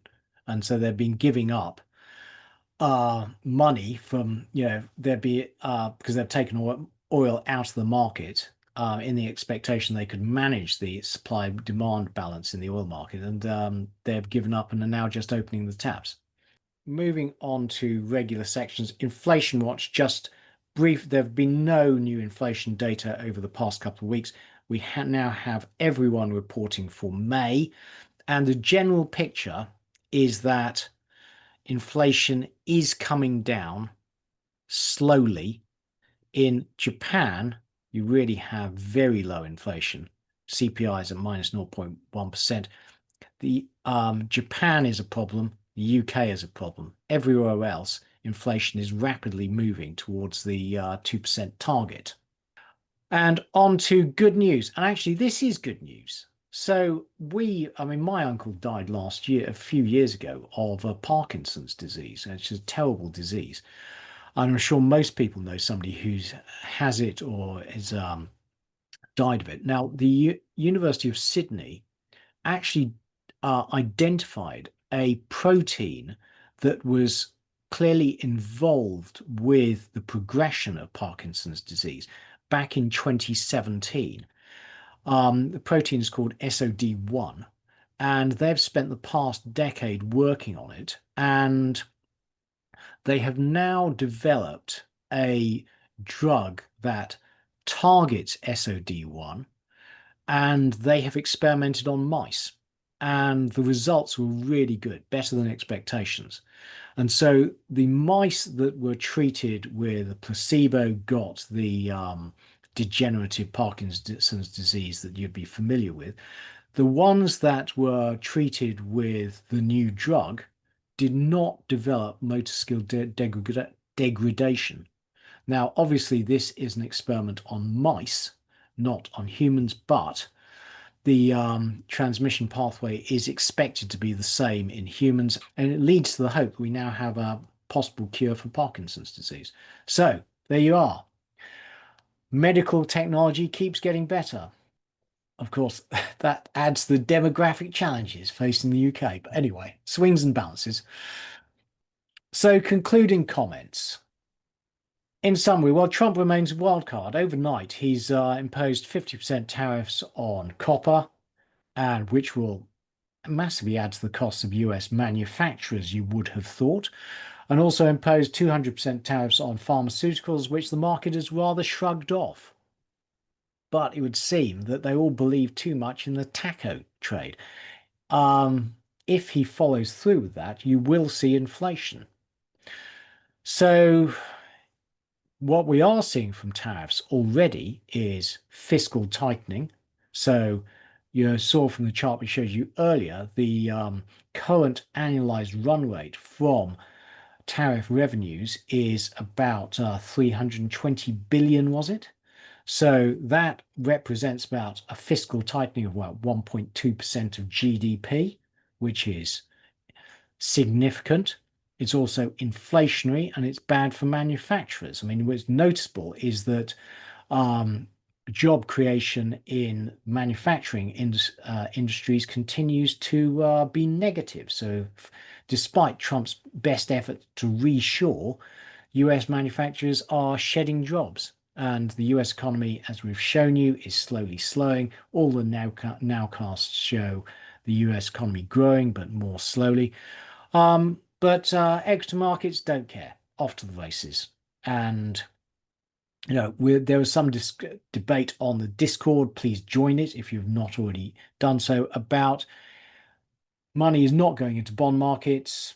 Interest rates are likely to be coming down if and when tariffs tariffs don't as yet seem to be adding to inflation, which means that interest rates will be coming down. There's cash on the sidelines. Does that mean that equities just keep on going higher despite very stretched valuations? Question mark. Stuart, your thoughts? I'm nervous. I'm worried. I have been buying some gold this year, even despite the rise up in the price level. So I've been thinking about other bolt holes, and what occurred to me recently was Australian government bonds, Well, hey. because just looking over the OECD numbers on levels of debt and annual deficits, it's one of the sort of industrialized countries where those statistics aren't too crazy at all. So to that extent, it's a sort of possible bolt hole. So then I've been looking at, can I get exposure to that as an investor from the UK? And yes, I can. There's a small ETF. It is quite small. It's only about $30 million, but which is available for UK investors, quoted on on the London market. And then I was looking at whether the Australian dollar was very expensive. And surprisingly, the pound has been quite strong against the dollar, the Australian dollar, for the past 2 or 3 years. The pound has gone from being very cheap to roughly fairly valued, if you believe in PPP estimates. So I've actually put on a small position. The point for me is that it's hopefully a bolt hole safe haven, but it's got a bit of yield in contrast to gold, and in a country which seemingly has its fiscal position under control, and where the exchange rate, unlike say Switzerland, is a bearable exchange rate. So that added up as a nice diversifier in my bolt hole allocation. Interesting. Thanks, Stuart. Well, what's happened over the last couple of weeks is the UK yield curve has steepened. So, 30-year yields have risen, but 2 and 5-year yields have fallen. So the toboggan trade, which we covered in a couple of episodes ago, gets better, frankly. It'd be better if you put it on now rather than a couple of weeks ago, probably. But I don't think the outlook for UK inflation has worsened. I think it's probably got better. I mean, we're seeing continuing weakening of the labour market.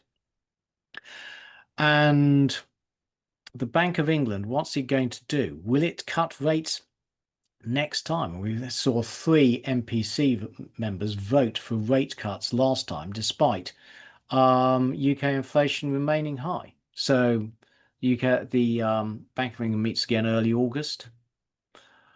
Let's see. I also think that the Bank of England is going to have to stop QT. Is what it's doing now. When I say QT, like active sales of bonds, as opposed to just letting the bonds roll off on maturity. I think what it's doing now is just bad for the country, frankly. I don't see what it's trying to achieve, in that, bond yields are high. They're increasingly restrictive as the inflation comes down and the UK economy is weakening. If they stopped active bond sales, you'd give the government about 10 billion a year and immediately fix Rachel Reeves' problem, of meeting her fiscal rules by the end of the Parliament. So at some stage, I expect an announcement from the Bank of England that they're going to cut QT, sorry. So let's see. Will common sense prevail? Question mark. Anyway, so just a reminder, it's summer holidays, and so we will be taking a break. I will try and get something out when I'm around, but the bottom line is I'm pretty much not going to be around for most of the next month. So yeah, I will keep you informed on the Discord, and I will attempt to be on the Discord as I go to the Azores and then the Cairngorms. Were you off to anywhere nice this summer, Stuart? Yep, doing some e-bike ride in Switzerland and Marvelous. going to see a friend in the north of Italy. So a couple of little trips to look forward to. Marvelous. So I hope you all have a good and successful summer. Please can you press like and subscribe to the channel. And in the meantime, it's goodbye from Stuart Owen. And it's goodbye from Keith Jordan. Goodbye. Full disclaimer. The material and information contained in this podcast is for information and entertainment purposes only and should not be relied upon for making a business, legal or any other decision. We may own or have a financial interest in any securities mentioned. Listeners should conduct their own research or consult a professional investment advisor before making any decisions regarding topics mentioned on the show. Whilst we endeavour to ensure that the information presented on the show is correct, we make no representations or warranties of any kind, express or implied, with respect to the podcast and website or to any information, products, services or related graphics discussed or presented in the podcast or website. Any reliance you place on such material is strictly at your own risk. You are solely responsible for the investment decisions you make. We will not be responsible for any errors or omissions in the podcast or website, including in articles or postings, for hyperlinks embedded in messages, or for any results obtained from the use of such information. Nor will we be liable for any loss or damage, including consequential damages, if any, caused by a reader's reliance on any information provided by the podcast or website. Please do not listen to the podcast if you do not accept self-responsibility for your actions.